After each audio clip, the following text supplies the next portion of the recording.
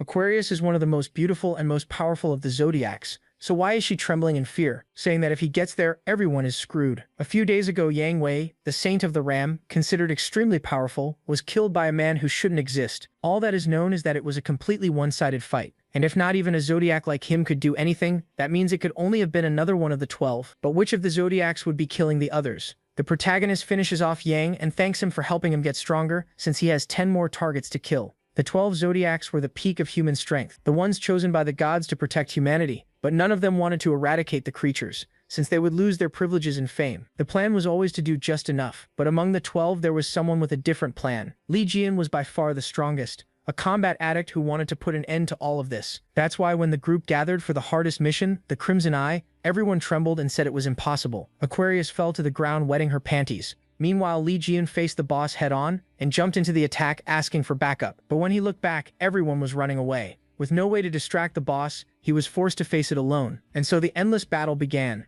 Li Jian didn't know the absurd number of creatures that existed there, and time kept passing more and more. While fighting, he wondered if anyone would really come back, not even to check whether he had died or not. With no options, he pushed forward, until after 2 decades trapped in the hardest dungeon, and even losing an arm, he finally reached the last mob. But after finishing it off, the entire place began to collapse. Being buried alive, he thought this was a bitter end. All those who betrayed him were probably living a perfect life, while he was going to die there, abandoned. With that, Li Jinan's life comes to an end. The city has been ruined by calamities. 2 young men are running for their lives. One yells, "Run! Didn't I tell you not to go that way?" The other snaps back, "How was I supposed to know? Today was supposed to be safe. How could I guess a high-level calamity would show up?" A horned dog-like monster and several others chase after them. One of the boys starts crying, "We're screwed. The fortune teller said I'd meet an unbelievable monster today. I should have listened." Then one of the beasts jumps in and lands right between them, forcing them to scatter. One boy falls to the ground in tears, while the other gets surrounded and says, "Damn it. If Ligam had survived the Devil's Tower, something like this wouldn't be a problem." He looks toward the Devil's Tower, the same tower Ligam entered long ago with the 12 saints. Then its gates begin to open and a huge light appears before them. In an instant, that light covers everything and explodes across the area. The 2 boys shield themselves from the blast. A little later, the damage from the tower's explosion is clear. "Hey, what just happened?" "I don't know, Jimmy. There's a human coming out of the collapsing tower." "A human?" They stare in disbelief. Far off in the wreckage, a lone figure stands in the dust. "How dare those bastards stab me in the back and throw me into a trap? You're all dead. I'm coming for every last one of you." Amid the rubble, the 2 boys lie half-buried, wondering what happened and who that person is. Then one of the dog-like monsters gets crushed by our protagonist. He stomps its head in, and the boys can't believe those are orange-class calamities. The kind even high-rank awakened ones struggle to beat. To him, they're nothing. More like ants than monsters. Ligam grabs the rest of them with a grin, standing over the ones he already defeated. Then he glances to the side and vanishes in the same instant. Suddenly, he's right in front of the boys, leaving them frozen in shock. They stumble back screaming, wait, why are you attacking us? Please let us go." Ligam pauses, "Wait, you're humans? Good. Then the path is clear now, right?" The 2 can only breathe in relief.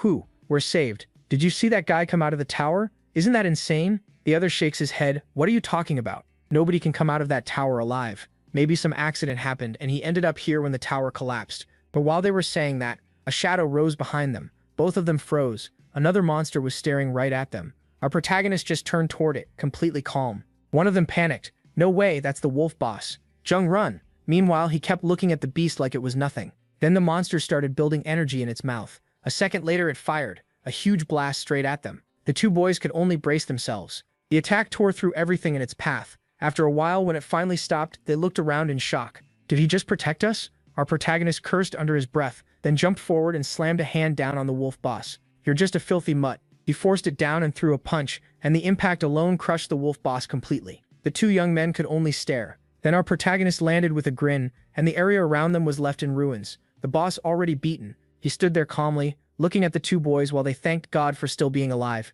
Now they really thought it was over. Then he called out, "Hey, you 2. They jumped and answered at once, "Yes, sir. Yes, sir. Go buy me some food. I'm starving."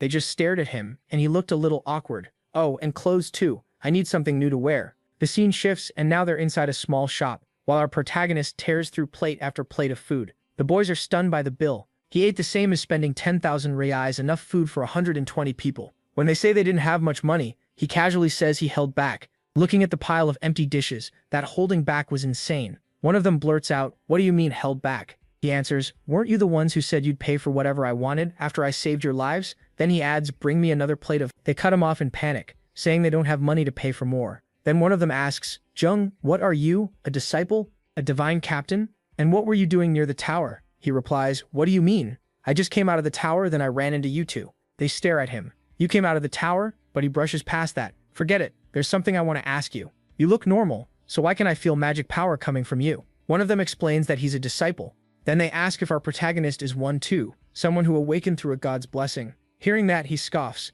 Those trash gods? Why would I be grateful to those bastards? But then he pauses. He catches his reflection in a spoon and goes still in shock. A mirror. Give me a mirror now. A worker points one out and he rushes over so fast he knocks everything off the table. He starts pulling off his shirt and stares at his own face. Wait, what? My whole body recovered? He keeps staring at his reflection in disbelief. Then he remembers how ruined he was inside the tower, covered in scars, missing flesh, half his head gone. Those wounds should have been almost impossible to heal, not without risking his power. But now he notices something else. His left arm is back. And what's this strange mark? On his hand there's a circular snake symbol. Suddenly, the mark starts glowing stronger and a wave of pain hits him so hard that his veins bulge as he grabs his arm. Then system windows begin appearing. You experienced death. You obtained an impossible achievement. Your previous stats will be transferred to your new body. All tower achievements will be converted into XP. You acquired a divine skill. All unique skills and traits from your past life have been inherited and converted. You can now use the power of Ophiuchus.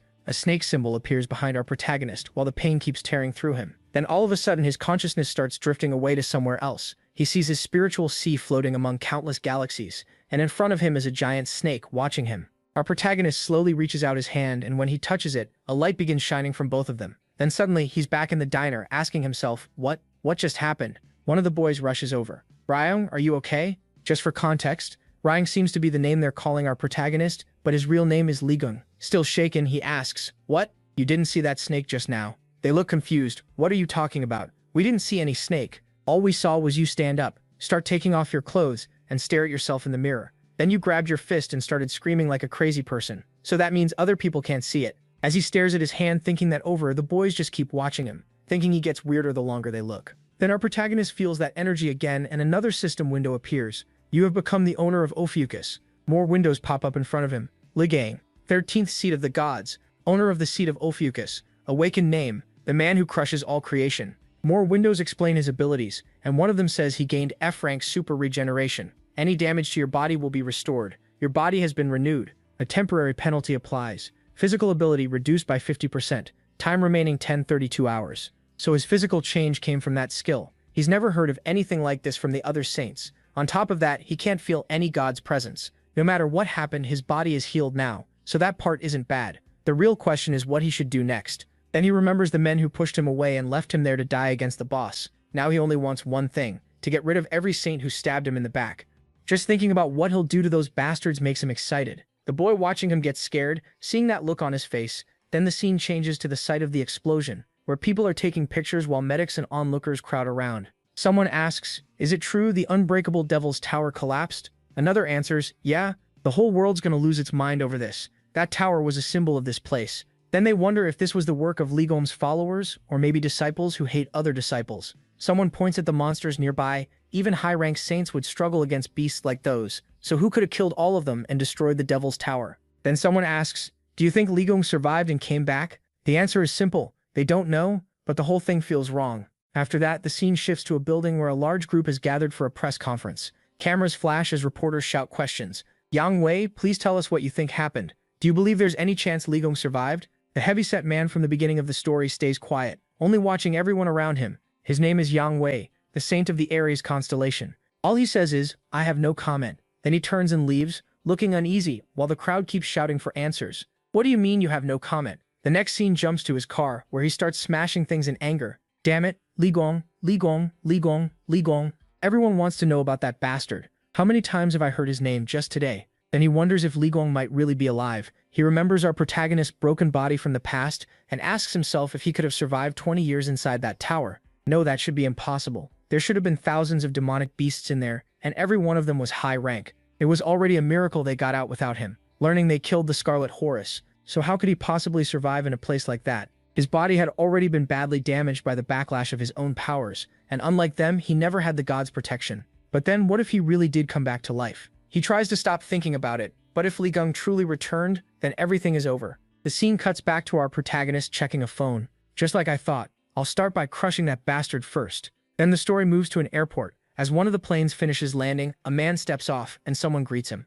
Welcome. It's an honor to meet one of the 12 constellations, Mr. Hugo Otters. He's the blonde guy from the beginning of the story, the one who ate fried chicken with our protagonist. He's dressed in full style here, and once again we're told that he is the Sagittarius constellation, Hugo Otters. He asks, "Where's the Prime Minister?" They answer, "He's waiting at his residence. Your car is ready over there." All right then, let's go. People nearby whisper about how majestic he looks. To them, that's what a true chosen one looks like. Once he's inside the car, Hugo sits there thinking. Then he glances over and sees his phone vibrating. It's those reporters again. I can't believe people are still spreading stories that Li Gong is alive. Then he notices an unknown number. It's already been more than 20 years. He picks up the phone, turns it over, and keeps thinking. He remembers what they told him before, "You're going to die tomorrow." Then he remembers our protagonist smiling with his face all messed up, saying, "Taisuke, why do you have so little faith in me? When we attacked the Devil's Tower, I left the tower and fought the disaster monsters outside at Li Gong's request. I hoped my premonition was wrong and that Jian would come back safely." But then he showed up badly injured, asking what happened to him. The saints who entered the tower with the protagonist abandoned him and came back with only the head of the Scarlet Eyes. Because that feat was accepted, the 12 saints, including me, were praised as heroes and gained power from it. Later in the hospital, he still couldn't accept that Jian was dead, so he kept asking people to search for him. But this greedy bastard cut him off. "Hugo, it's too late. It was Jean-Louis Morang, the saint of cancer." He reminded him how many disasters came out of that tower, and said it was stupid to think Jian could have survived. Then he coldly told Hugo that if he cared so much, he should go look for MC himself. But if he did that, the number of saints would drop to 11. Hugo could only stand there, frustrated and helpless. Back in the present, he was still lost in thought, telling himself that no matter how strong Jian was, surviving would have been impossible, and after all this time, it was too late now for him. Then someone called out, "Sir Hugo, it's a call from the Prime Minister." The call flashed on the screen. Hugo answered, and the Prime Minister quickly asked if he could hear him. He asked if Hugo had seen the news that the Devil Tower had collapsed. Hugo brushed it off as the same old story. He apologized but said that if this was another request to search for Jian, he would refuse. To him, the protagonist died in the Devil Tower that day. Whatever was happening there now was probably the work of MC's followers, and if this was just being used to win votes, the Prime Minister cut him off. "No, that's not it." He said South Korea had just received urgent news. A little while ago that line got a call. Hugo paused. "What line?" "The private hotline made only for Jian." The moment Hugo heard that, he froze. He shouted, asking if it was true, then started hitting the poor driver in panic. "Stop the car! Stop the car!" The driver hurried to obey. He slammed on the brakes at once. Then Hugo realized something. Maybe the call he got earlier was connected. His phone showed 30 missed calls and a message. Seeing that, he went pale. He quickly called the number back. As soon as it connected, a voice said, "Hey Tyson, I'm going to find you and I'm going to kill you." That hit Hugo like a shock. Then he smiled through the disbelief. The way he talked, it really might be him. He immediately ordered the driver to turn the car around and head back to the airport. The driver hesitated because of Hugo's schedule, but Hugo snapped and told him to go to the airport now. The scene shifts back to the little shop, where Jian jokes that Tyson has grown up and even improved his calling skills. One of the boys asks who he was calling, and he casually says it was just some guy. Then he points out that this thing is a cell phone, and says it's pretty interesting. He entered the tower in 2005, so if it's 2025 now, the world has changed a lot. The boy is stunned that this is his first time using a cell phone. He explains that with it you can use the internet and check news and videos too. Jian perks up at that, so he can search for news about the protagonist, and yes, even the top trending stories. A bunch of articles pop up on the screen. MC quietly looks through them while the boy watches in amazement. Then Jian notices the comments. Some people say it's impossible he's back, while others insist that if he were here, he'd be strong enough to take over the whole world. Another commenter calls him trash, if he's anything like the 12 Saints, and the replies turn into a full-on insult war. The comment section turns into total chaos. The protagonist gets so mad he nearly crushes the phone, and the poor kid begs him not to break it. He's furious that those bastards are the ones being credited for killing Scarlet Eyes. They were scared out of their minds back then, and now they're trying to pin everything on him. He tries to brush it off, saying it changes nothing for him, but then he remembers something. That thought stops him cold. He searches more and finds a special report about what happened after Jian's death. Back then, MC had decided that if he died, all his property would be donated to orphanages and school foundations. Now he wonders if that really happened, so he keeps searching. Instead, the news says the 12 Saints mourned his death and praised his sacrifice. It also claims he left all his belongings, including his relics, to the 12 Saints, so his wish to save the world could live on through them. All 12 Saints accepted it, except Hugo, the Saint of Sagittarius. So basically, those bastards stole everything. The protagonist snaps, crushes the boy's phone, and swears he'll destroy all of them, including those worthless gods. The poor kid drops to the floor crying over his broken phone, while MC thanks it for its service and is at least glad the call history was erased. The kid is completely heartbroken. Meanwhile, Jian thinks about what to do next if he wants people to know he's back. His current face looks nothing like it did 20 years ago. Even if he went around claiming he was him, people would just think he was crazy. So until he can torture every last saint, it's better to stay quiet. The boy is still crying over the phone when a system window suddenly appears. It warns him, "Be careful, someone is watching you." A red mist starts forming around him, and Jian immediately recognizes the energy. As he gets up, the boy asks where he's going. The protagonist just says he's going out for some air. Once outside, strange burning goat-like creatures and flying monsters appear. He recognizes them right away. Avatars, they were the lackeys of the Ares sanctuary, and the system confirms it. The Avatars are setting up a barrier in Ares' name, weakening the influence of the other constellations. They want him to offer tribute. Jian clicks his tongue. Those bastards serve the gods, yet humans are the ones who have to pay. He cracks his fingers and gets ready to fight, but then someone nearby starts complaining in the background.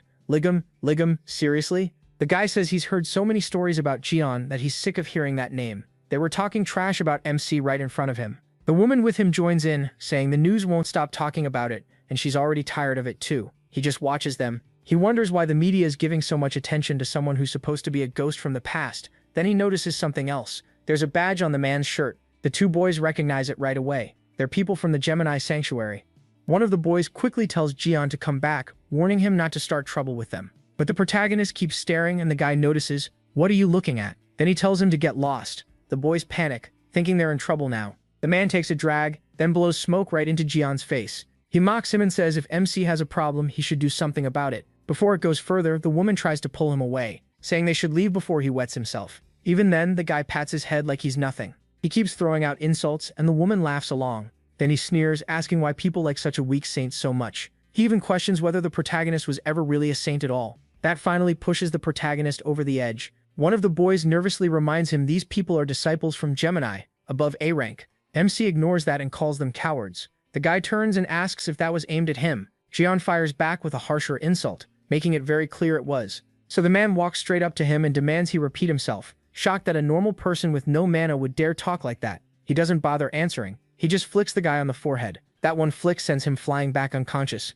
He crashes hard, causing a huge explosion, and the woman is left in shock. The two boys can't believe what they just saw. Jian only smiles at the scene in front of him. Now the woman is truly scared. The protagonist calls her out, saying he knew what she was trying to do behind his back. She had already formed fire magic in her hand and tried to attack him from behind, but it was a pointless move. Jian responds with another flick, sending her flying too and smashing through everything in her path. She drops to the ground and the boys are left speechless. They ask how he can use abilities in the middle of the street. Jian tells them they're mistaken. If he'd really used a skill, those two would be dead. So he took down A-rank disciples with nothing but his bare hands. Then he crouches beside the man and looks closely at his necklace. He rips it off and says he knew something felt strange when he hit him. This wasn't a divine artifact, so why did these bastards have one? Only saints were supposed to possess those. One of the boys realizes Jian really doesn't know anything and starts explaining. Decades ago, humanity nearly went extinct because of the calamities. People survived thanks to divine beings and the saints they chose. But since only 12 people couldn't protect the whole world,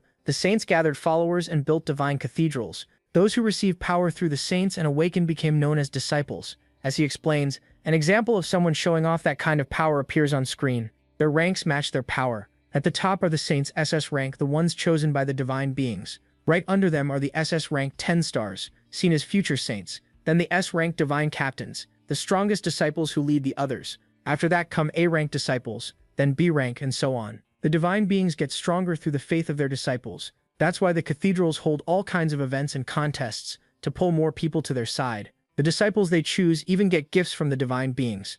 As the explanation goes on, Jian looks around at the treasures on display. He realizes all of this happened during the 20 years he was gone. Then someone calls out for him to look. When MC turns, those goat-like figures are there again. At the same time, the system gives him a warning. The House of Riches, Greed, and Ares are enjoying what's happening. They want him to kill the woman and the man too. They want blood. They even promise him a useful reward if he beats both of them. And the boy panics. He says Jian has drawn the attention of the House of the Gods. They're like shadows of the divine beings, so going against them is the same as going against the gods themselves. The boy tells him to do what they said, but he just smiles and keeps talking. He says he was wondering why Yang's idiots were in a place like this. Now he gets it. They were trying to feed that filthy pig. For the god's sake, he really hasn't changed at all. Then Jian starts drawing out his power. He stomps the ground, and a huge blue shockwave rips through the area and slams into all those floating goat creatures. The boys shield themselves from the blast of light. Then all that red smoke is wiped away completely. How dare you stand against me? The House of Ares runs, and the barrier disappears too.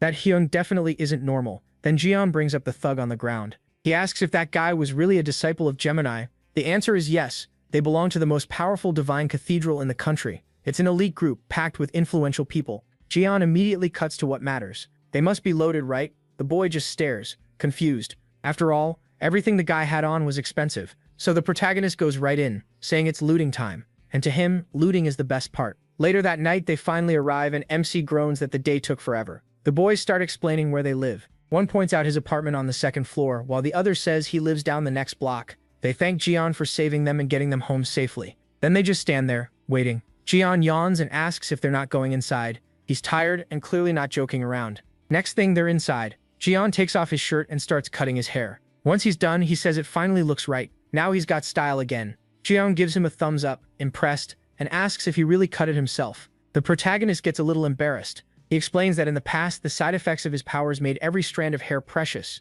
He could practically go bald from a strong breeze. That makes him remember how miserable he looked before, half bald and broken down. Now he can hardly believe his luck. Even his hair is back to normal. Then he suddenly pauses. Why is there a calamity inside this house? He instantly smacks the tiny bug. It turns to dust and the boy freaks out. Normally even pros couldn't kill one bare-handed. But it's not just one. More are coming, and Jian wonders what these things are seeing in him. Someone asks if he's giving off an aura that attracts calamities. MC shuts that down. Normally that means something in the house is drawing them in. The boy stares at him. Jian says it's probably because of the evil relics in the house.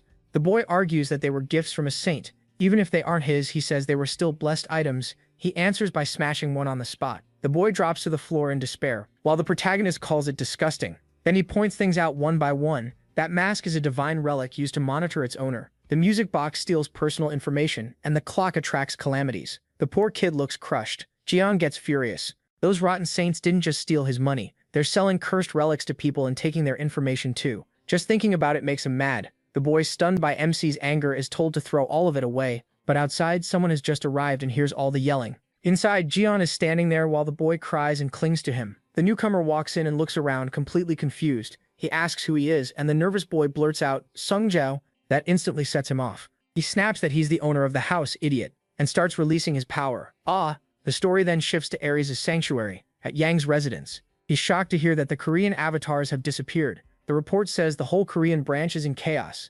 Yang can't believe it. An avatar is a direct servant of the gods. Only an extremely powerful awakened could drive them back. So he orders his men to contact the other saints and ask if they had anything to do with it. They obey, but add that they still haven't been able to reach Hugo's sanctuary. Yang brushes it off, saying Hugo probably went to the UK to play mercenary again. But then he hears that as soon as Hugo arrived in the UK, he changed course. That makes Yang ask where he went. The answer, Korea. Hearing that, Yang starts getting nervous. Hugo used to be close friends with Jian. So Yang wonders if this is tied to the rumors that the protagonist survived, which would mean he remembers MC from the past, horribly disfigured. Did he really come back? Damn it. He refuses to believe it and hurls a chandelier at a servant who did nothing wrong. Then he demands every detail they have. They report that near the place where one avatar vanished, a disciple of Gemini was found unconscious in the street. According to witnesses, he had picked a fight with a very handsome man. A handsome man? Then Yang decides it can't be Jian. That he knew had a ruined face, but either way, things have been going badly lately. It's still possible the protagonist is alive and has returned.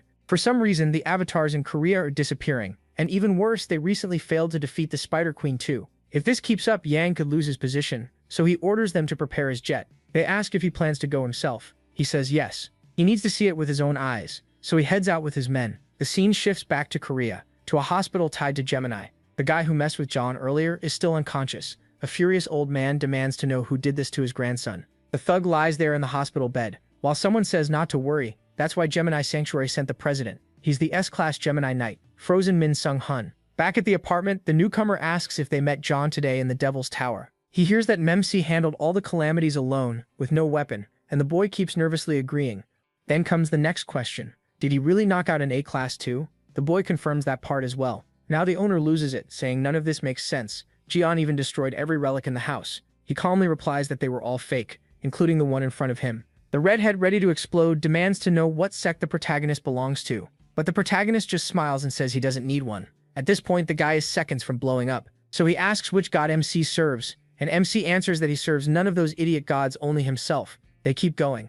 What awakened class is he? He casually says, a worker maybe. Then comes the last question, his name. The protagonist answers, my name is the protagonist. The moment Sungjae hears that, he starts gathering power, while the other boy tries to calm him down. But Sungjae is done listening. MC barged into someone else's home without permission, destroyed all the relics, and now dares to use the name Jian as a huge aura rises behind him. He shouts, asking how he could imitate him. Jiwon yells that this is their house and asks if Sungjae is trying to wreck everything. Then a system message appears for the protagonist. The magic power of the Gemini Temple is being released. MC is actually excited. Looks like he's about to study the whole place. Another window pops up, asking to activate a skill. It locks onto Cheon Sungjae of the House of Gemini Awakened Class A. Title, One Who Punishes Possessed Abilities. Witch's Stake, Rank S. Ice Capsule Seals, Rank A. Traits, Genius, Violent, Stubborn, Obsessed, and Idle Admirer. His Genius trait gives a big boost to learning abilities. Jian notes that Sungjae is already using high-level summons at a young age, so that Genius trait clearly isn't for show. Meanwhile, Sungjae keeps powering up his giant summon. The other boy panics and yells for him to run. He warns that Cheon Sungjae is an A-class awakened from Gemini Sanctuary. On top of that, he's a total Jian fanatic. Then he shouts at Ji-woo to get out too, unless he wants to get beaten up along with him. While the guy was still yelling, the protagonist suddenly showed up right behind him. He warned him not to play with fire, then got his finger ready. Just as he started to turn around, MC flicked him in the forehead, and the guy went flying. A moment later, the other boy panics, saying this idiot is going to burn down not just the house, but the whole building. By then, the kid in the back is still freaking out and rambling. The redhead drops to the floor unconscious. The boy nervously asks if Cheon Sungjae is dead. Jian says no, he probably just got knocked silly. That only makes the other kid worry even more. Then we see the redhead got a huge bump on his forehead from that flick. He says he's going to bed, and that the guy will wake up when he wakes up. Meanwhile, the other boy keeps calling out, asking if Cheon Sungjae is really alive. He tries to get a response, but the redhead is just lying there with foam at the mouth. After that, Jian heads into the room. Inside, he finds a bunch of statues and figures of himself. He stares at all of it, then asks what this nonsense is supposed to be. The boy reminds him that Cheon Sungjae is obsessed with Lee, the protagonist.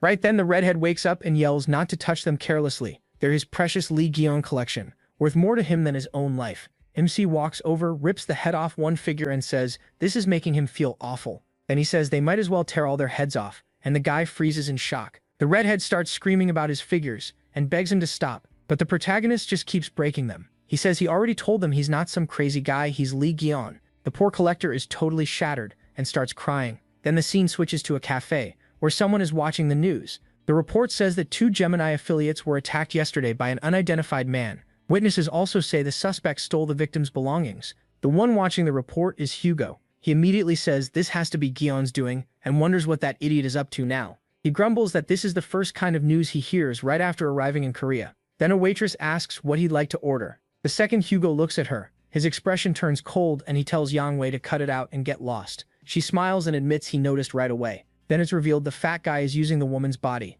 He says he couldn't reach Hugo, and judging by how fast he came to Korea, he must care a lot about Lee Gyeon. That alone tells him plenty. So he demands that Hugo tell him everything he knows about MC. Hugo instantly snaps back, saying that's exactly why he hates body possessors like him, and flicks him. At once, the woman comes back to her senses. Confused, she wonders what she's doing there. Hugo curses Yang Wei for these stupid tricks and says he needs to find Gyeon before the others do. He calls out, wondering where he is. Then the scene cuts to a supermarket. The redhead and the other boy are shopping, and the boy says that Hyung might really be the protagonist. The redhead says there's no way. They look nothing alike. To him, Lee Gyeon is the hero who saved humanity. There's no way that delinquent is him. But the boy insists he saw him come out of the Devil Tower, and his strength was clearly not normal. So if he really is, the redhead cuts him off and says no. He's sure MC isn't Lee, because his father told him so. The other boy starts to respond, bringing up his father, but the redhead cuts him off again and says they should just go pay. At that moment, a woman suddenly screams in the background. She shouts that there's a thief.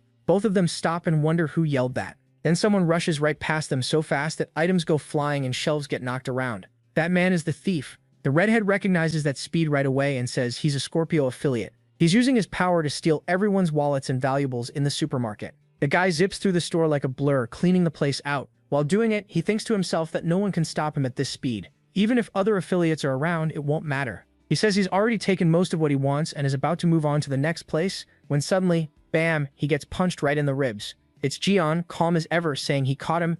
The thief is stunned and the other boy blurts out, asking why he is there. The protagonist casually says he came because he forgot to ask them to buy chicken. The thief collapses on the floor, twisting in pain, while someone nearby says Jian's pretty impressive. It's hard to catch a Scorpio affiliate because they're so fast. Still, judging from his energy, they assume he's just an ordinary believer, so they tell him that next time, he should report it to the police first. That self-important fool barely has time to react when something suddenly grabs his attention. He turns and the whole supermarket starts shaking. The thief panics, wondering if it's an earthquake. Then he decides this is perfect. He'll use the chaos to escape and takes off at once. As he runs, he thinks he was sure that weird guy had finished him, but this quake gave him a chance to get away. Then the ground in front of him splits open, and out of it comes a giant centipede. The thief freezes, realizing it's a calamity. He can't believe one showed up in a green zone. He curses himself, saying he should have run before getting mixed up in this. Even so, he still tries to escape, thinking that no matter how strong it is, it can't catch him at his speed. But while he's still smiling, the monster lunges with its mouth wide open.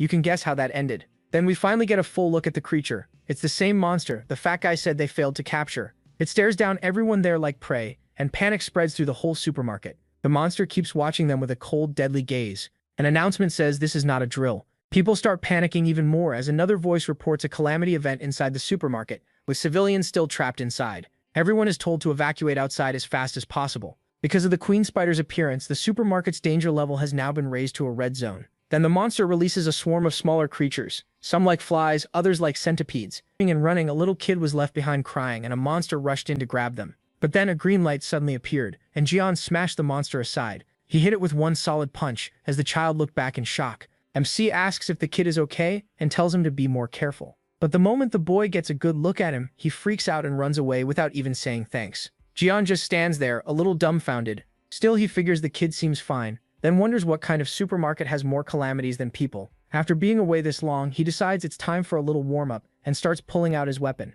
But then the scene cuts to a speeding car, and inside, the fat guy hears that a calamity appeared at a market in Bushian. At first he says he doesn't care, then asks what kind it is. When he's told it's the queen spider, he's completely shocked. He curses, saying they failed the last raid and barely managed to seal it. Now he wonders if it escaped, and admits he can't handle a red-class calamity alone. Then we get an explanation that after calamities appeared, humanity sorted them into 6 danger levels. Blue is low danger, green means safe, yellow is alert, orange means evacuate, and danger is rising. Red means the area is controlled by calamities. Black means human survival is impossible. So if the queen spider appeared, that market must have turned into a red zone. Then the driver asks Yang Wei what they should do about the market. He thinks for a moment and says to bury everything. The driver is shocked and asks him to repeat that. Yang Wei says no one can find out the truth. If people learn, even more damage happened because they hid the failed raid, it'll become a huge mess. So he orders them to say everyone inside is dead and send affiliates to bury the whole building. Then we return to the supermarket, where monsters are tearing through the place. A bald man curses the bugs and uses an ice prison, freezing the insects and monsters around him. As he attacks, he declares that they shouldn't look down on an S rank. It really looks like this bald guy might be the one the old man sent after Jian. But even though the monsters are frozen, they shatter the ice and charge again. The bald man is shocked that they broke his ice magic so easily. Then Jian steps in front of him, holding a bunch of cans like it's nothing, and tells him to move aside. The bald guy can't even tell when he got there. The protagonist looks at the monsters and says they must be starving if they've decided to eat humans. Then he tosses one of the cans he's holding up into the air. He snatches it at high speed and grins. Eat this. Then he starts hurling cans at the monsters, and every throw lands hard. The creatures shriek all at once. One of them gets split clean in half, and Jian tears through the rest like it's nothing. You really think you can bare your teeth at me, you trash? Still smiling like a maniac, he clears out the market aisle by aisle. You weak losers should know your place. The Gemini affiliates can only stare, shocked by how fast Jian is wiping them out. Then the system pops up beside him. You have defeated calamities. Your zodiac experience has increased. You obtain new materials for production. Materials? What is this system even talking about? A small crystal appears in MC's hand as the system explains. With the materials you collected, you can create skills and relics. Production skill has also changed. Jian decides he'll test that later. For now, moving like this doesn't feel bad at all, even with his physical ability cut to 50% because of the recovery penalty. Maybe now he can draw out even more power than before. Meanwhile, the bald guy stares at Jian in total disbelief. He can't believe he erased those S-rank calamities so easily when he couldn't stop them at all. Then the protagonist talks to Sungjae. Huh? When did you get that? The protagonist shows him the dagger he took from their place, and the kid freezes. Where did this guy even come from? MC stays completely calm, but the bald man suddenly speaks up. Hey, I knew something was off. So you're the one who attacked our affiliates. That catches Jian off guard for a second. The guy remembers the 2 idiots he smashed earlier. Still, the protagonist just tells him to shut up and slaps his cheek. The bald man drops to the floor, stunned. Damn it, how did he figure it out? You know too much. How could I not know, you idiot? Those clothes and that badge came from our affiliates. He realized it after Jian beat them up. Turns out MC was wearing Yang's outfit the whole time. And that badge is an S-rank relic only Gemini affiliates have. Sungjae looks at the badge while the bald guy keeps yelling, "I bet that relic is why you're ridiculously strong. Am I right or not?" Jian looks down at it. Huh? Why is this crap on me? Gross. Then he grabs it with his hand. The bald guy goes pale. "You crazy bastard. That thing's worthless. At best, it's just decoration. You were all fooled by the witch." The man can only gasp, calling it blasphemy. He shakes his head. He can't believe this guy and the one from the bar are still acting like punks after 20 years. While Jian is talking to the bald man, a monster suddenly charges in. The protagonist's expression turns serious. Sungjae and the red-haired guy point at it in shock. It's the queen spider, and now she's tearing through everything. People scream in panic as the destruction spreads, and the bald man blurts out, "Queen spider!" Jian immediately draws out his aura too. Then he launches himself at the monster. "Hey queen, I've got a gift for you." He lands a brutal hit on her, sending the giant spider flying. Everyone stares in disbelief at what they just saw. What the hell was that? He rushed the queen spider without even using a relic. Then a voice echoes out, "All Gemini affiliates inside the supermarket. Listen." The bald man recognizes it at once. "Wait, that voice? Bishop Choi? Telepathy." He answers right away, "Yes, Bishop, this is Sung Ho. Sungjae and Sung Ho. Is that you? Leave the building immediately." The speaker is Gemini Bishop Choi. "Sung Ho, Aries people are about to destroy the entire building." Outside, they're already preparing to bring it down. Choi keeps going. "Yang Wei is coming in person. We can't stop him. And the queen spider in that supermarket is a monster even Yang Wei couldn't kill. That's why they're desperate to bury this whole place. It would be bad if their failure came to light. Sung Ho, you borrowed a teleport skill, right? Take Sung Jots and get out now." "What? Just the two of us?" Something makes Sung Ho hesitate. He looks around and sees the wounded people all over the place. The destruction inside the market is impossible to ignore. At the same time, Jian is still fighting head-on. Sung Ho falls silent, thinking, and Choi presses him. "Why are you taking so long? Is there a problem?" "No sir, no problem." Meanwhile, the red-haired boy shouts back, "Begging for help wouldn't matter anyway.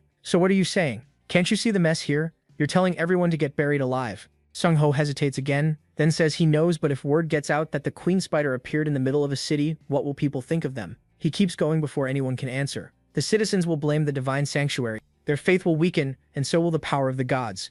Humanity's devotion has to stay firm if we want divine protection. He says they only have 2 teleports left, so only 2 people can go. "Sungjae, you're coming with me. I have my orders. I'm getting you out." But Sungjae refuses to leave his friend behind, especially with so many people still trapped inside. "You idiot. This isn't the time to make me look bad. I'm not dying here because of some useless brat like you." He starts summoning his ice power again and adds, "I can't disobey the saint's orders, so I'll get rid of all this dead weight, then you won't have a choice." The second the red-haired boy hears that, he draws his weapon too. "You disgusting piece of trash. Sungjae, you really think you can fight me? We're not even close to the same level. Forget that pointless conscience of yours and make the smart choice." But before he can finish, a centipede smashes him across the back. He goes face first into the ground, sliding hard. Then Jian looks over and says, "What? You're still here? It's dangerous, so get out already." Hyung, the boy, calls out. He's using the word for an older brother. Then the red-haired kid explains, "The exit is blocked by calamities, so we can't leave. Our only options are to use teleportation or beat all the calamities."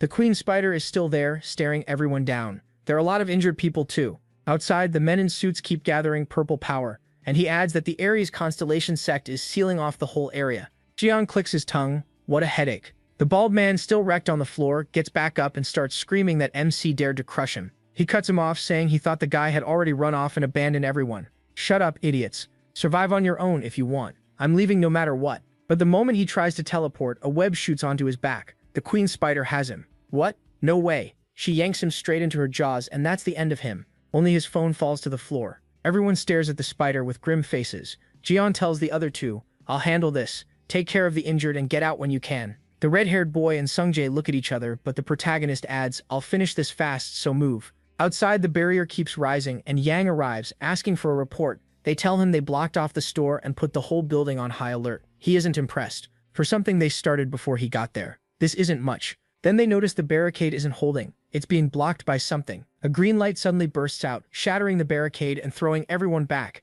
Then a giant serpent symbol appears around the area. What is that? A snake? People start flooding out of the supermarket in panic. They beg for help, saying the calamity is still inside and people are still trapped. The men in suits try to hold the crowd back as others shout that one guy was grabbing the spiders. Yang watches the whole scene in silence. Grab the spiders? No, that's impossible. Even I can't catch one, so who did it? He starts releasing his red aura. The guards quickly warn everyone. Mr. Yang Wei, there may still be calamities inside. He doesn't care and orders them all to stay alert. Then he leaps from building to building until he enters the supermarket and says, "My God, how did someone manage to kill it? Who did this? There are traces of a battle? What happened here? Is someone really hunting the queen spider? This is getting even more troublesome.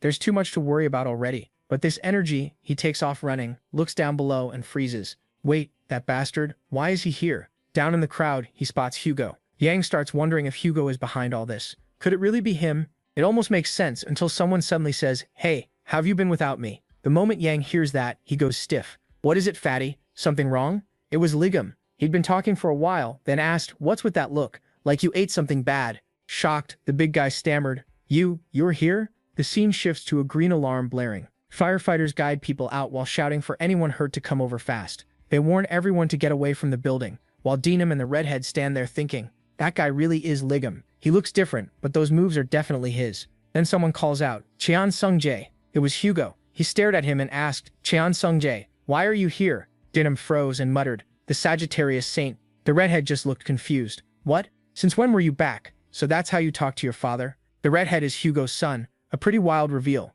Dinam smiles, but the redhead is clearly furious. Hugo keeps looking at them. Then he says it's good they don't seem badly hurt. A little treatment from the medics should be enough. But what matters more is that they were inside the supermarket, and he heard the Calamity was killed. So who did it? The redhead ignores him completely. Still angry, he just glares, wondering who Hugo plans to chase next. Then Dinam says, "But Brother Gum should be okay, right?" The moment Hugo hears that, he rushes over. "You just said Gum? Where is he? You know him?" The poor guy panics. Sorry. Are you talking about the Saint?" "Yeah. He's inside the supermarket right now. He's also the one who beat the queen spider. He said his name is Gum. Tell me exactly what happened in there." Right then, a huge explosion erupts inside the supermarket. Hugo turns and sees the blast behind him. Then the scene changes again. Now the big guy is there, beaten up and stunned, saying, "You bastard." But the protagonist just smiles. "You're so dramatic. We've known each other for 20 years, and you attack me the second you see me? Who the hell are you?" The big guy snaps, "You look a little like Ligum." But his face wasn't covered in scars, and his voice sounds different too. There's no way he could still look this young. "You bastard. How dare you pretend to be Ligum? You almost fooled me for a second." "Pretend." The big guy keeps yelling. "How dare you challenge me? You ready for what happens next?" The protagonist just stares at him. "What the hell are you even talking about, idiot?" Then he steps in and drives a hit straight into the big guy's chest, sending him flying. "Did you think I was joking?" He doesn't stop there. He slams the guy around like a ping pong ball until he crashes to the floor. With one hand in his pocket, the protagonist walks up calmly. "Do you people really need a beating before you listen? Did life get better after getting rid of me? You filthy bastard. You stole my relics, and from what I heard, you even faked my testimony." The big guy can only stare in shock. Fine. I was already planning to send you flying anyway. I'll start by teaching you a lesson." The big guy is still rattled as the protagonist keeps talking. "After that, I'll go to your house, your sanctuary, your relics, and the rest of those trash saints too. I'll destroy it all. I won't let that happen." The way he talks and moves, he's not bluffing. I couldn't even track his attacks earlier. Is he really Ligum? Did he actually survive the tower and come back? No way. If you really are Ligum, then the big guy starts drawing out his power. "Prove it to me." A red-purple force flares up around him. A dark symbol spreads across the ground, and something rises behind him. He appears with a crown as the system announces, "The Master of Ares, Jade Emperor, has revealed himself." So only part of your god showed up? Even then, the big guy keeps acting proud. He fires out a storm of chains to capture Ligum, and once they wrap around him, he sneers, "Do we still look weak to you now? I don't know how you came back from the tower, but I'll make you regret it." Skill, divine armament, more and more chains tighten around the protagonist, locking him in place, while a massive spikes forms right in front of him. "Wow, that's pretty impressive." "Shut up, bastard." All those spikes shoot straight at him and tear through the whole area. A pile of blades stacks up over him, one over another.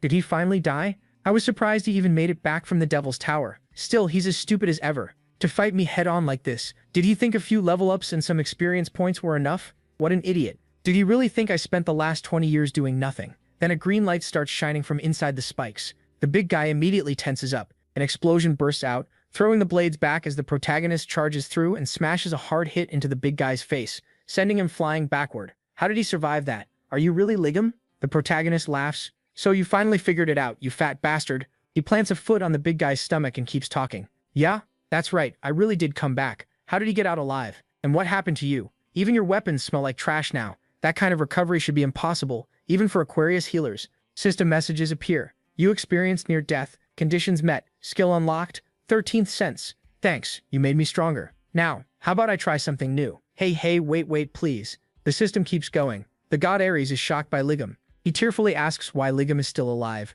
The god Ares trembles, saying this is impossible. The god Ares vanished in a flood of curses. The big guy is left panicking. What? What is this? Why is a god disappearing? The protagonist answers, maybe because he knows fighting me is pointless. I'm feeling merciful, so I'll only make you suffer as much as I did. He says it with a smile full of pity. Then he starts beating the big guy down, and after some time, Hugo arrives with the man's subordinates asking, what the hell happened here? The place is completely wrecked, and Hugo takes it all in. That energy, Yang Wei. This was definitely Ligam's doing. Only he could leave behind a mess like this. One of the men adds, something's wrong. I can still feel Yang Wei's energy from here, but it's way too weak for someone who's alive. What happened? Hugo says nothing at first, then he releases his aura and tells them, step back for a second. The next moment, he vanishes and heads straight to where the big guy was.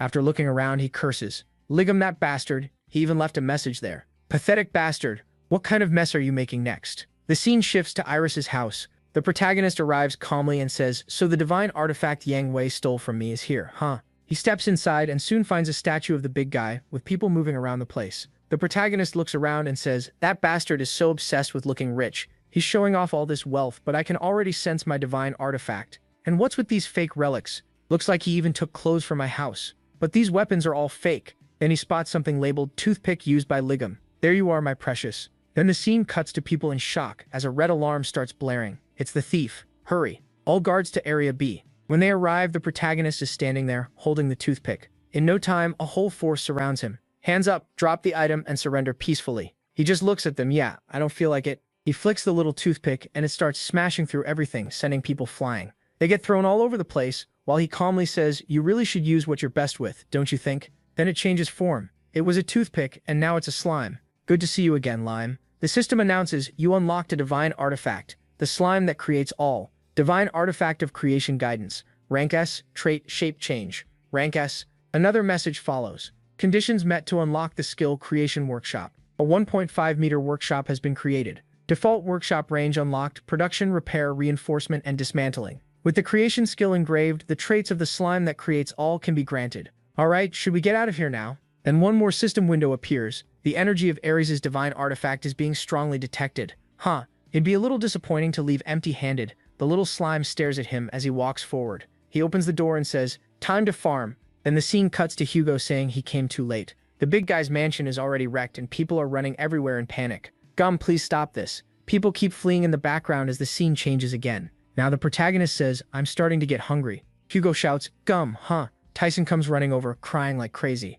But he rushes right past Jian without even noticing him. Instead, he grabs some poor guy and yells that if Ligam was alive, he should have gone to him right away. Then he demands to know what he did after coming back. MC just stares at him, confused, while Tyson keeps rambling, saying his leg looks fine but the rest of his body doesn't, and asking where he's rushing off to in that condition. That makes Ligam snap. He kicks Hugo in the face and snaps, you can't even recognize your own friend, idiot. Hugo spits blood, still stunned, while the poor extra nearby clearly wants to get out before things get worse. Hugo freezes. Then he notices the divine artifact, the slime, and stares. Wait, are you really? Ligam cuts him off, ready to hit him again if that's what it takes to fix his head. Tyson. The poor guy can barely speak. Then Tyson finally blurts out, Goo Goo, and throws himself at Jian, totally emotional. Even Lime looks happy. Tyson can hardly believe it. He is really alive. But Goo Goo drops hard into his stomach and Tyson reels back in shock. The protagonist curses at him for hugging him out of nowhere, and that only convinces Tyson even more. Yeah, that's definitely Goo Goo. Just then the system warns them. Apollo has appeared.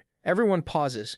A golden aura rises behind them as Apollo shows up. Tyson stares, clearly shaken, while Apollo opens his eyes and fixes Jian with a strange look. Tyson looks even more nervous, but Ligam stays calm. Then Apollo appears right in front of them, and Hugo can't understand why he's here. Apollo only keeps staring at Jian in silence. MC frowns and asks what this is supposed to be. The system says Apollo doubts Ligam really survived, and suggests checking if this is truly him. Hugo is lost. How is he supposed to do that? Apollo raises his bow at Ligam and figures a fire arrow should reveal the truth. Hugo quickly hugs him and begs Apollo not to do it. He meanwhile thinks maybe he should just get rid of this messed up god too. After all, the guy is aiming arrows at someone he just met. Hugo keeps trying to calm things down, saying it's fine and Jian doesn't look hurt. The protagonist says he'd rather settle a few things first. Hugo flinches. What? Then he remembers MC's voice message and goes pale while Jian keeps talking. He says he just got out of the tower and found out his house was sold, his name was ruined, and all his relics were gone. Hugo tries to stop him but says for now he'll just give him one punch, and he actually does it. He takes the hit and says that punch proves it. Hugo really is Ligam's guy after all. Right then, Yang Wei's guards show up shouting that they found him. They tell everyone to grab the man who stole the relics. Jian blinks, then remembers he was being chased. Hugo turns to Ligam and asks what exactly he stole. The protagonist casually says it wasn't much, then shows a bag stuffed with items. Hugo realizes he robbed Yang Wei's relic storage. That makes Ligam tear up and yell, asking what kind of mess Jian just caused. The guards want to arrest him right away, but their leader stops them, saying MC isn't someone they can handle. He knows calling more people like them still won't change anything. Before anyone can react, a huge gust tears through the area, and Ligam wonders what that was. Then something leaps in. One of them realizes who's arrived. A massive sword crashes down, and they understand it. This is Ares' avatar, the Beast of Riches. The creature roars right in front of Hugo and Ligam. They look up, and Hugo immediately panics. It's Ares' avatar. He urges Jian to drop what he took from Yang Wei and run, but he tells Ayaso to relax. He says he has a plan, then calls for Lime to do it. Lime's eyes start glowing, and light pours out of him. A moment later, he spits out what looks like Jian's weapon. The protagonist knows it'll be hard to fight an avatar with it in this condition, so he calls for its true form, the one that stayed asleep until now. Green energy starts wrapping around his old weapon, and Hugo wonders what kind of power this is. Then lightning strikes, and a huge new sword appears in Jian's hand. Now he says, it's finally useful. The system explains that the relic awakened through the power of Ophiuchus, and thanks to that constellation's Snake Hunter trait, the sword gained a fatal strike effect. Its blade became sharper and its power increased. Another skill unlocks, 13th sense. Now Jian can see the enemy's vital spots and the path of destruction. MC grins. So this is his new ability. He tests it at once and spots the monster's weak points. With that, he's ready to move. He charges straight at the beast while Hugo watches from behind. He remembers this is exactly how Jian always fought, taking the lead and rushing the enemy, no matter how dangerous it was. He tells him to finish it fast, but then the monster slams its paw down just as he closes in. Hugo shouts in shock, but something happens to the beast's paw. Jian complains that Hugo is yelling too loud, jokes that the smell of that beast's feet nearly killed him, and says now it's his turn. The monster is stunned when its paw goes flying. Jian sliced it clean off. The beast roars in pain and the system warns them to be careful. The Beast of Riches, Pichu, has used its skill. It keeps roaring, but the protagonist stands there calmly and says it would have avoided punishment if it had stayed quiet. Now he's going to start slowly. He gets ready to attack again, and the system announces that Ophiuchus' trait is activating, Snake Hunter. Jian swings, sending a slash racing across the ground toward the monster. The force tears through everything in its path, reaching far into the area. Everyone can only stare in shock. Jian stands firm, and the trail of destruction shows just how powerful that blow was. Hugo realizes this power matches the MC from his prime. The monster is completely beaten, and the system announces he defeated an avatar, and his divinity points increased. Then it asks if he wants to take the Beast of Riches, Pichu, as his own avatar. Jian is surprised. Only the 12 gods are supposed to control avatars, so this is possible too? He walks up to the beast and pets it. His aura starts wrapping around it, and the creature even grows wings. The system confirms that the Beast of Riches, Pichu, has become Ophiuchus' avatar. Current number of avatars, 1. Now it looks oddly cute. Pichu shrinks down just to hug its new owner, and Jian picks it up. He says a beast of riches like this will make a great treasure chest. In the back, Hugo is speechless. He just turned another sanctuary's avatar into his own, and Hugo can't imagine what kind of condition allowed that to happen. Jian cuddles the little beast for a second, when the system appears again. It says he can give Pichu a name. The protagonist thinks for a moment, then names it Piggy. After that, the scene shifts to Hugo's house. MC calls him a traitor, and Hugo fires back, asking if Jian has any idea how worried he was. He calmly says that, unless he's wrong, Hugo got married, started a family, and enjoyed life while his friend was trapped inside that awful tower. Jian keeps pressing him, then jokes that maybe he won't be able to rob him in his own house. He repeats that point more bluntly, but Hugo says not to worry. The protagonist can stay as long as he wants, since he lives there alone. That awkwardly slips out, and Hugo tries to cheer things up. Then he panics and explains he's not divorced, it's just that his wife, never mind. He tells MC to forget it. Instead, he asks what the hell happened inside the tower. Privately, Hugo decides not to tell Sungjae or Yue about Jian yet, since they were crazy about him. Back then, Hugo had been fighting the calamities outside the tower, so he never learned what happened inside or why the other saints came out carrying the head of the Scarlet Eyes instead of him. Jian says the truth is simple and ugly. He was stabbed in the back and thrown into a trap. That place was packed with calamities. More and more kept showing up, and even Scarlet Eyes came back to life. Hearing that, Hugo is shocked. Scarlet Eyes revived? The protagonist confirms it. He explains the monster was deeper inside the tower, and its real form was a giant fire dragon. Jian says he still managed to kill that bastard, but the real problem wasn't Scarlet Eyes, it was the tower's true administrator. That guy could revive dead calamities. No matter how many times MC killed them, they kept coming back. Somehow he still managed to get out. But honestly, he thought he would never escape. That sick freak tortured him badly for a long time. In the end, I used everything I had and beat the tower's administrator. If I remember right, I got buried after that. When I woke up, the monsters were gone from the cave, and somehow I had these new powers. One thing's for sure, the bastard who stabbed me knew the tower inside and out. That's how he trapped me in that cave, packed with calamities. He had to know exactly where it was. I'm definitely going to make those guys pay, the ones who stole what was mine and talked trash about me. But the one who betrayed me, I've got something special planned for him. First, I need to get ready. Hugo is left stunned after hearing all that and asks what he should do. Jian says he needs to make the gear he'll use against them. Then he uses his power on the little wooden horse he set down and his skill appears. Creation Workshop. Level 1. It can summon a workshop that makes anything. The system starts searching for usable crafting materials and asks if he wants to use divine relic materials. A list of available materials pops up. Corrupted essence of the queen spider's stored magic power can be absorbed. Calamity Fragment raises the success rate and power of a divine relic. On top of that, several divine relics from Ares are detected. They're the relics he took from Ares' house. Jian decides to just throw everything in and try it. The creation of the relic begins. The whole house is covered in green light as more system messages appear. Creation complete. A divine relic has been made, and it produced an ego. Imitation, horse, rank D. If you write someone's name on the relic, that person can absorb the magic power of whoever they touch. It lets them take 10% of another person's magic power for 1 hour, and it's strongly loyal to its owner. Jian is pleased. A divine relic with an ego can grow on its own. Hugo just claps in amazement. Still, he says a high-level item with an ego doesn't look all that impressive, and the horse instantly gets mad at him. He fires back. Does he have any idea how many materials that took? The relic asks if he wants to use the remaining materials to make something better, but the protagonist lets it go for now. Then Hugo changes his tune, praising the design and calling MC a genius for making a divine relic. MC points out that a second ago he was insulting it and saying he should show it some respect. Then Hugo asks if he studied design in the Devil's Tower. He thinks for a moment and says that depends on how useful Hugo is from here on out. They need to start dealing with those fake saints. Poor Hugo even gets smacked on the head. He asks how the protagonist plans to do that. It won't be easy to lure the other saints out of their territories. Jian asks if this should be enough to draw them in. It's the true divine relic from the House of Ares, the Golden Fleece Chest. The system explains, Golden Fleece Chest, rank SS. It can store anything and even multiply the items inside if you pay the price. It's one of the best true divine relics. Hugo asks why he brought it if he can't even use it. Jian says he heard Iso is a saint with no money, so he brought it to help fund their side. Iso gets annoyed and snaps that he isn't poor, then asks the higher the relic's rank, the more materials it costs, right? MC says they'll use it to multiply their materials and make divine relics strong enough to crush the others. Hugo asks how they're supposed to do that when nobody there can activate it. Jian stares at him and asks if he really can't use it. Hugo reminds him he isn't Ares' saint. He's the Sagittarius saint. Didn't he notice? The protagonist didn't. The two of them just sit there in silence.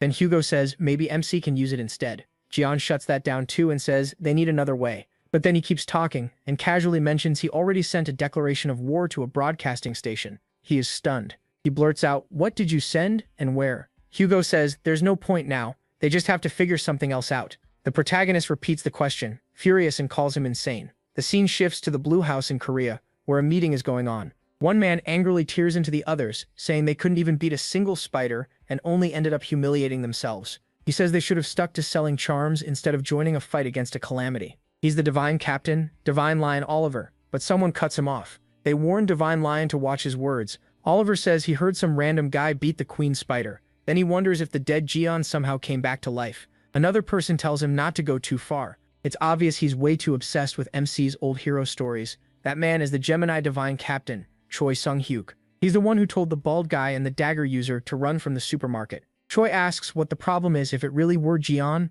then of course he could have taken down that spider easily. Didn't they see that famous Russian subjugation video? But another man argues he only did that because he got buffs from the other saints, and his weapons were given to him too. With that kind of support, they would have done even better. Choi dryly answers that maybe he just didn't get enough support to beat the Queen Spider then. That's why he failed, right? The man immediately gets angry.